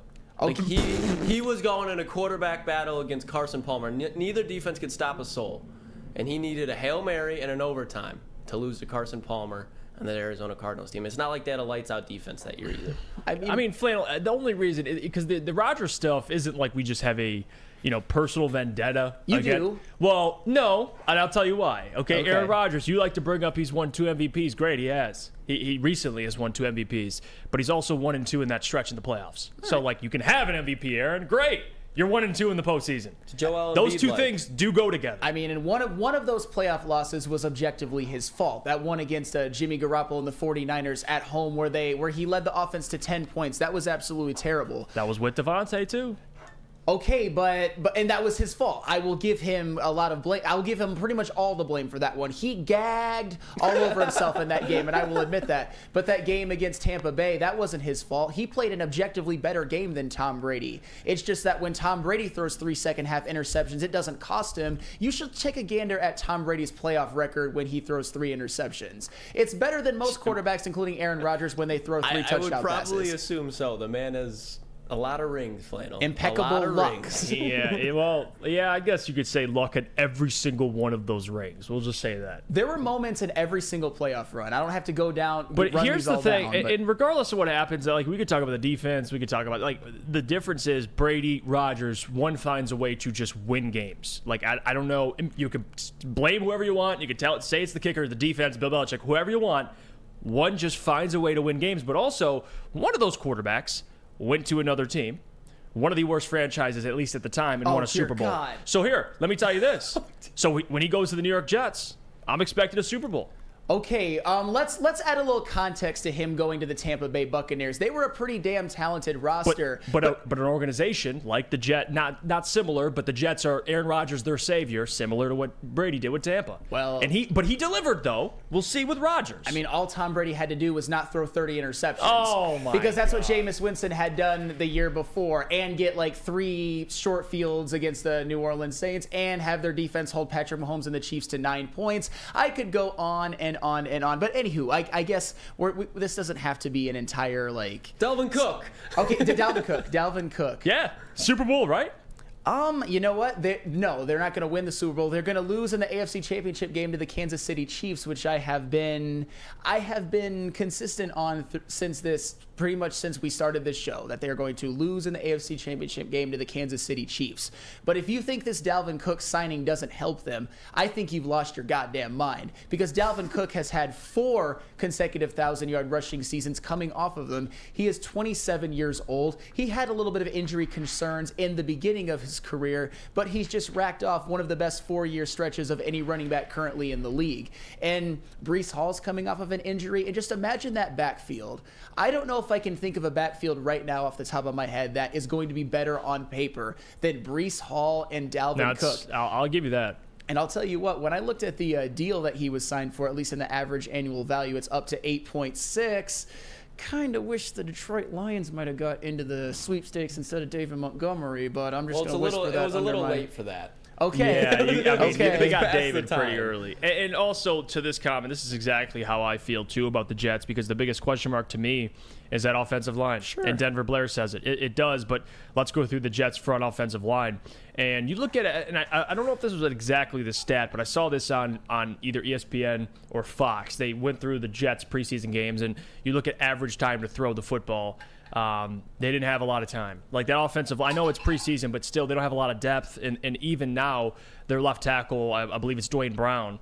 He's older. Like if one of those guys goes out, Sam Flannel, like Aaron Rodgers, I think is screwed. Now, the talent he has at his disposal, the defense, right, the weapons, the run game, I think that'll all help him. But I don't know how at least Jets fans should be concerned about that offensive line. No. I think right now, absolutely. And I am concerned about their offensive line. And the guy that was kind of picked to be one of their saviors, Mekhi Becton, hasn't been able to stay on the field, although he might this year. But I don't know if he's ever going to be a star or anything, because I'm just, you can never tell with somebody who's had that many injuries. That is probably their weakest position group right now. And I will admit, it's not a position where you want to be weakest at. I don't know. I'm having a little. I can't. This is where like I want to be objective and tangible, but I can't objectively say that there's any way in which this Jets offensive line is good unless a lot of them take leaps. I will just say that. So I will just leave it at that. I have concerns with their offensive line, especially in this division. Yes, especially. And that's the next question: is this solidify the Jets winning that AFC East or what? Because I still don't think they will, but you never know. I want the Dalvin Cook signing makes them from. I didn't think they'd make the playoffs just because how their division is. And I think that they were going to have a lot of turmoil, but I think this makes them a guaranteed wild card team because their defense is so good. And if you have Dalvin Cook and Breece Hall, there's going to be games where they just control the clock. Now, right. When you start going up against in the playoffs the elite pass rushers that are there, I think that's where it's going to hurt them, especially with like Dwayne Brown. He's like 38 years old. Like he's going to struggle to stay healthy the full course of the season. Even if he does, he's still not the Dwayne Brown of old times. And you look around the division, they have Von Miller, Greg Rousseau, Ed Oliver up front. You go to Miami, Bradley Chubb, Jalen Phillips, and Christian Wilkins. Go the Patriots. They always have a stout defensive line, regardless of who's out there. And they just re-signed the Judon. I think they just re-signed Judon. Judon's there, so yeah. I think they just re-signed. Well, I know, but I think they re-signed him again for like a max term. So he's going to be there and playing probably some of the best ball that he's playing since he just got a new contract. And let's not just kind of, gloss over this schedule. I mean, you open up with Buffalo, you got Dallas, Patriots, Chiefs, Broncos, Eagles, Giants, Chargers. Your first 9 weeks of the season. Yeah, they'll go 6-3. That's my goal, is 6-3 for that stretch. Well, I mean, I hope so, Sam Flannel, because again, during that stretch, at least most of those games, or about half of those games, will be at home. So we'll see. At least with the New York Jets. JB, what do you think? A voice of reason? They win in that AFC East or what? AFC East. Or Buffalo, Miami? I still have a little faith in Buffalo, but yeah, give me them to take the AFC East right there. But they're not making it to a Super Bowl at all, and it's sad because they've invested a lot in this team and given Aaron Rodgers a lot to win this season. But I just don't see them making it that far. So what you're saying is great regular season, choking in the playoffs. Yep. Yeah, it sounds like Aaron the last 10 years, Sam Flannel. I mean, do I have to tell you how he has a better touchdown to interception ratio in the playoffs than Tom Brady, a better playoff passer rating than Tom Brady? But Sam, he's 1-2 the last two at least the 2 years he was in the playoffs, last 2 times, and that's in the NFC. And so he's in a tougher conference. And he's had plenty of help. It's not like there's been a gaping hole on the Packers roster. It's not about your help. It's about how that help performs on that particular day. That's, I mean, am I? But it's consistent. Like, it's consistent. Like, I understand they could have a game where the whole team's off. But even in those playoff performances, Aaron Rodgers has been off too. Like recently, Aaron Rodgers did not look like the Aaron Rodgers in the regular season. And you can pull up all these stats, but that's just the flat out truth of it all. It's like, I get he has a great touchdown interception ratio, but that's over a wide span of years. But it's like also, over dude, a decade plus more. And I'm not saying that he sucks. But we can't just say that Aaron Rodgers is the same quarterback in the playoffs because he's not. And by the way, the whole Aaron thing, and again, I'm not trying to. Well, actually, I am discrediting him a little bit, but I'm not trying to. It's just like when you watch Aaron, he'll have a game where he won't play well, but he won't throw a pick because a lot of the time he's throwing it out of bounds or he's doing everything to not throw a pick. So when you look at stats, you're like, well, he hasn't thrown a lot of picks. But it's like when you watch the games, he didn't do enough to win. Like, he still is at fault, even though the stat sheet looks clean. Like, that's Aaron's MO. Like, the stat sheet will look clean, but they'll score 10 points against the San Francisco 49ers. And that was a failure on Aaron Rodgers' Like, he's part. not a guy that'll throw 3-4 picks and then you could definitively say, yeah, he struggled. Like, even that Brady game. Like, yeah, you could say, well, Brady had more help. He threw 3 interceptions, but it's not like Aaron, along with Matt LaFleur, I will say that, because they should have went for it on that 4th down in the red zone. But regardless, like, Aaron's not absolved either. Like, the dude hasn't been great. Well, Lucas, let me just ask you this. I don't want to go too late, but, like, would you consider during the Green Bay Packers run recently that Aaron Jones was a big part of his help?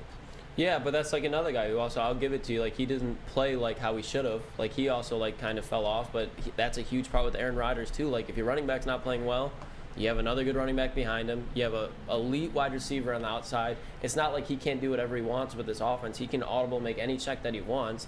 And sometimes it's just like, I don't think it's reality, but it's almost like Aaron trying to cover his own ass. Like, if we lose this game, like, I still look like I did good. And sometimes that's how it feels. I'm not saying that's the case, but sometimes when it's over and over again, it's like, bro, take some shots. Like, you got to do something to motivate your team, and he'll just lay back there and kind of just keep the flow of the game going. Are you guys gonna hit me with that? Tom Brady interceptions were actually the reason he played well. I can't wait to hear that. I think I've heard some people say that. That's not what we're saying at all. But at some point, if you're, I mean, like, I'm looking at it right now. Like, all of his stats look fine besides his 2021 against the 49ers, Terrible. where he threw 2 touchdowns, 2 interceptions. But it's like, besides that, like, it's just a safe game in my opinion. Like, it's nothing where you're like, oh my God, Aaron Rodgers really went out there and left everything on the line for his team. The last time I could say that in a playoff game was the one against the Cowboys, and that's the only time I'm like, yeah. Well, that's when I think Aaron Rodgers' last true good playoff performance Well, was. just quickly, Okay. let me just why I brought up Aaron Jones. I didn't bring up Aaron Jones because of the totality of what he did. I brought him up because he had that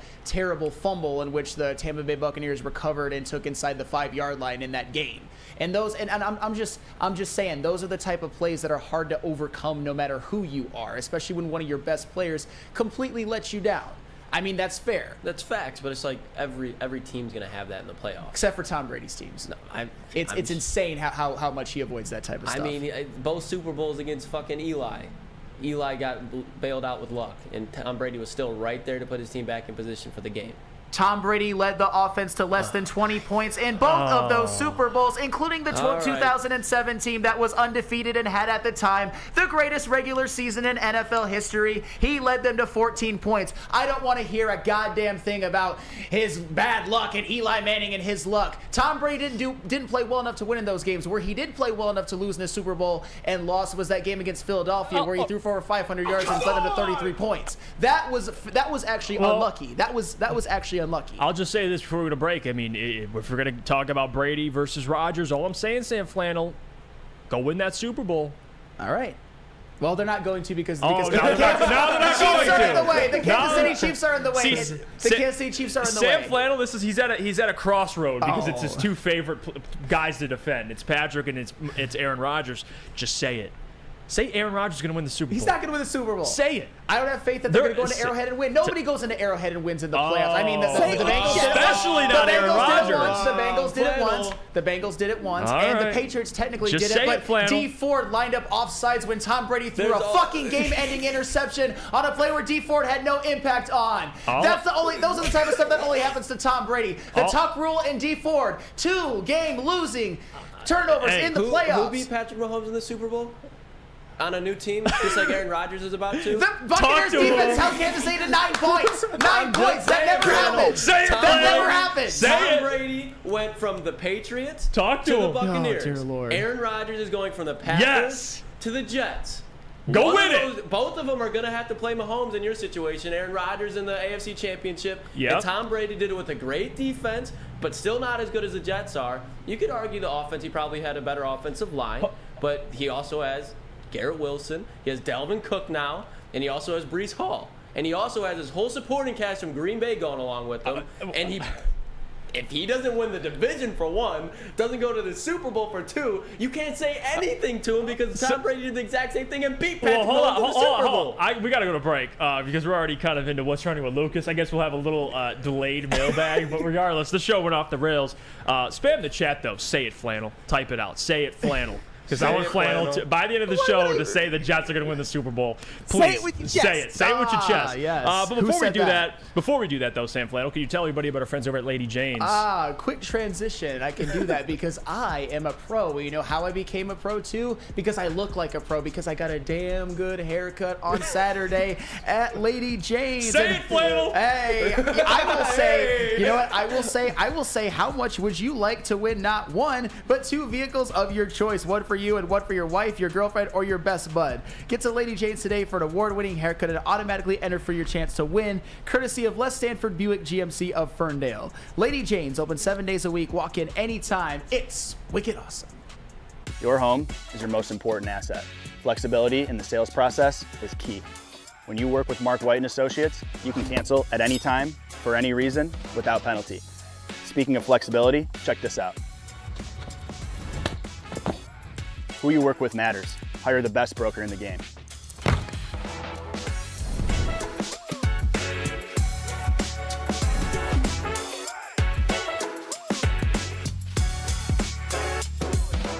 The Sports Marketing Agency would not be who we are without great community partners like Higuera Health and Carol Zuniga. It's an awesome opportunity to partner with your organization. Higuera Health is a comprehensive behavioral health organization. We serve children through older adults with mental health, substance use, and developmental disabilities across Western Wayne counties, and really excited to now be in downriver communities as well. Give us a call at 734-458-4601.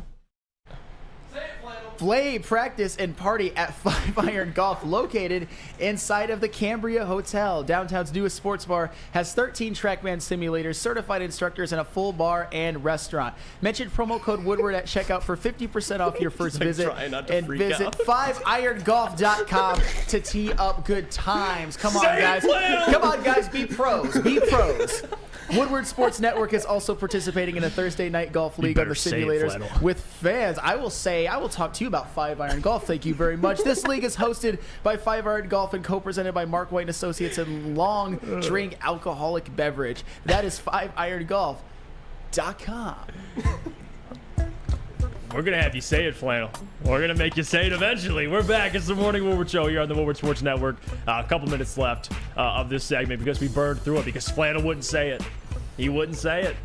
The Jets are they're so good, but they're going to lose to the Chiefs. Just say it, Flannel. They're going to win the Super Bowl. If you know as well as anybody that my fandom and my reverence for Patrick Mahomes even far usurps Aaron Rodgers. I mean, Brady beat Patrick Mahomes. I mean, the defense held them. Well, the Jets got a good defense. They can hold in to 9 points. But because it's Aaron Rodgers back there and not Tom Brady, the defense won't. I mean, 9 points, that's insane. Holding Patrick Mahomes. But yet Tom Brady gets 1,000 billion trillion% of the credit. And for the record, let me just say this, and this is something that I want to be very, very clear. When I bring up some of the stats in the playoffs, and I've already had to say this before, but I'll say it again, in which Aaron Rodgers is actually better at than Tom Brady. I'm not saying he's a better playoff quarterback. I'm not saying that he's a better overall quarterback. I'm saying I'm giving some context as to those. It wasn't always his fault when the Packers lose. But Aaron Rodgers gets 1,000% of the blame. Like he's this just massive choker. He's maybe underachieved a little bit. You'd expect him to have at least a couple Super Bowls right now, but he's had some very, very tough situations. I mean, when did Colin Kaepernick have his breakout game as a pro? Oh, it just happened to be against the Green Bay Packers. When did Matt Ryan lead his Atlanta Falcons offense to 44 points in the NFC Championship game? Oh, it just happened to be against the Green Bay Packers. The Packers were favored to win. No, the Packers weren't favored to win. The Packers were like the favorites coming out of the NFC because Aaron Rodgers was balling out that year. I remember everybody and their mom had money on the Packers that game. Okay, but Matt Ryan had one of the best regular seasons in recent memory. That's facts, and had one of the best NFC Championship games I've ever seen. Matt Ryan, Carson Palmer. It's about keep throwing them out there. You mean MVP that season? You mean Carson Palmer, who was second in MVP voting one of those years? I believe it was that year to Cam Newton. In Arizona, Carson Palmer, we're not going to act like it's prime Carson Palmer. We're not going to act like that's prime Carson Palmer. That was the best version of Carson Palmer I've ever seen. There's always something. The best. Say it, Flannel. Say it. Oh my God! And this is where like guys like are just driving me crazy. So Kaepernick and Matt Ryan are both greater than Rodgers and the scoreboard. That's not what I'm saying, guys. I'm saying that they had their career games basically against Aaron Rodgers and the Packers in the playoffs, and that makes the job a lot more difficult for the Packers offense to overcome that, because in order to win those games, they would have to score 45 and 38 respectively, and in order for Tom Brady to win that Super Bowl with the Buccaneers against Patrick Mahomes and the Chiefs, he would have had to lead his team to a touchdown and a field goal. That would have sufficed. That would have sufficed in that game. You know what another stat about Tom Brady that I got to bring up? Oh my gosh. Tom Brady in the Super Bowl when leading his offense to 13 or fewer points, 2-0. Every other quarterback who's done that in NFL history, 0-25. That's facts, guys. You know what else is facts? What is facts? Brady beat Mahomes. So Aaron Rodgers should go do that this year. I mean, no. Say it, Flannel. I'm not going to say that because the Chiefs are going to win the Super Bowl again. I firmly believe We're that. testing his Jets fandom. So he's going to choke in the playoffs again, is what Sam's saying. No, I'm saying that his defense is going to allow like 35 to Patrick Mahomes. So you're saying a proven product in the New York Jets defense, which is one of the better defenses, you're going to immediately say right now that they're going to choke. They're going to just decide not to show up and choke. But the guy who consistently chokes is going to play really well. That sounds like you're just looking for a little way out right there. That's what it sounds like. Do you know who else choked at Aaron Rodgers' expense? How about Brandon Bostic by not recovering that onside kick? Every other player, they would have gotten to the Super Bowl. I'm just rolling. But he didn't. That was Elite, you hated him. Yeah, I couldn't stand C.J. Stroud. Because he has a fucking bone to pick with C.J. Stroud. He's not being objective. That's not how Ohio State fans feel. Mother of fucking... No, keep it on. Flannel, Flannel, put it back on. Put the headset back on. I'm supposed to not care about the Michigan-Ohio State game. You said that since they didn't win, that you didn't even care if they won the national championship game. I'm supposed to not care about the Michigan-Ohio State game at all, and even if they lose, they can still win the national championship. How does that make you a winner? How does that make me a losing fan?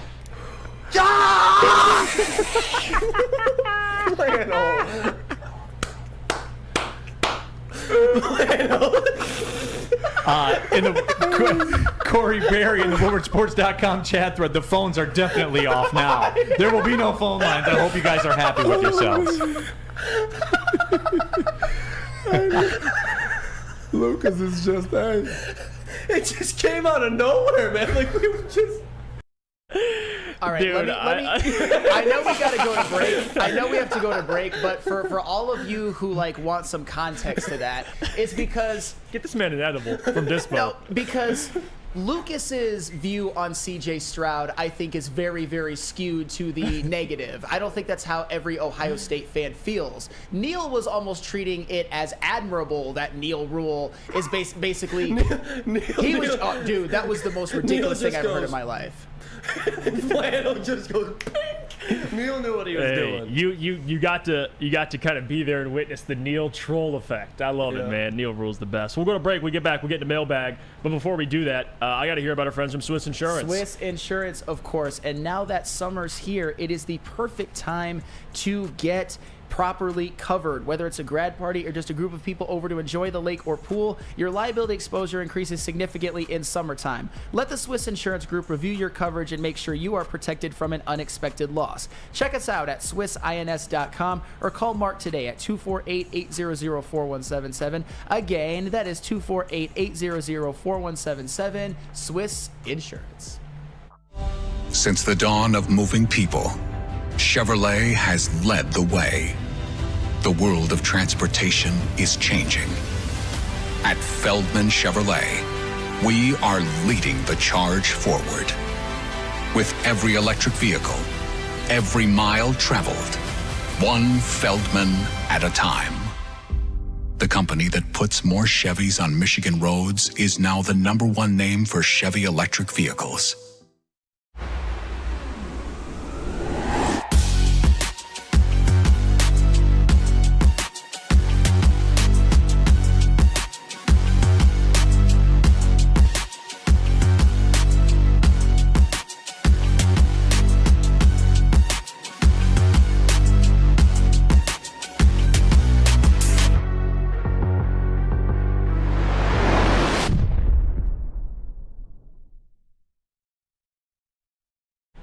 The Academy of Warren has a brand new state-of-the-art sports dome field house that has a regulation basketball court, volleyball court, and soccer field, which can also be used for 7-on-7 football. Other features including academic games, K-8 athletics, free breakfast and lunch, Learning Street, futuristic media center, and much more. Don't forget, Ermanni and Edwards with Mavs will be down there broadcasting from their carnival on August 24th. Come meet the staff and explore your child's new school. Now accepting in new enrollment, go to theacademyofwarren.net. Welcome back to the Morning Woodward Show here at woodwardsports.com. We're so happy to have you here with us all morning. Thanks for tuning in. Be sure to like and subscribe if you're listening to this episode via podcast. Download and leave a 5-star review. Then follow us on all social media at Woodward Sports. But I believe it's a fast mailbag time. Jesse Adams, mailbag. We'll start it off. Gabby, what's your favorite, your adult beverage of choice? This seems to be a very regular question. My latest beverage of choice, summer beverage, is a Hugo Spritz. What the hell is that?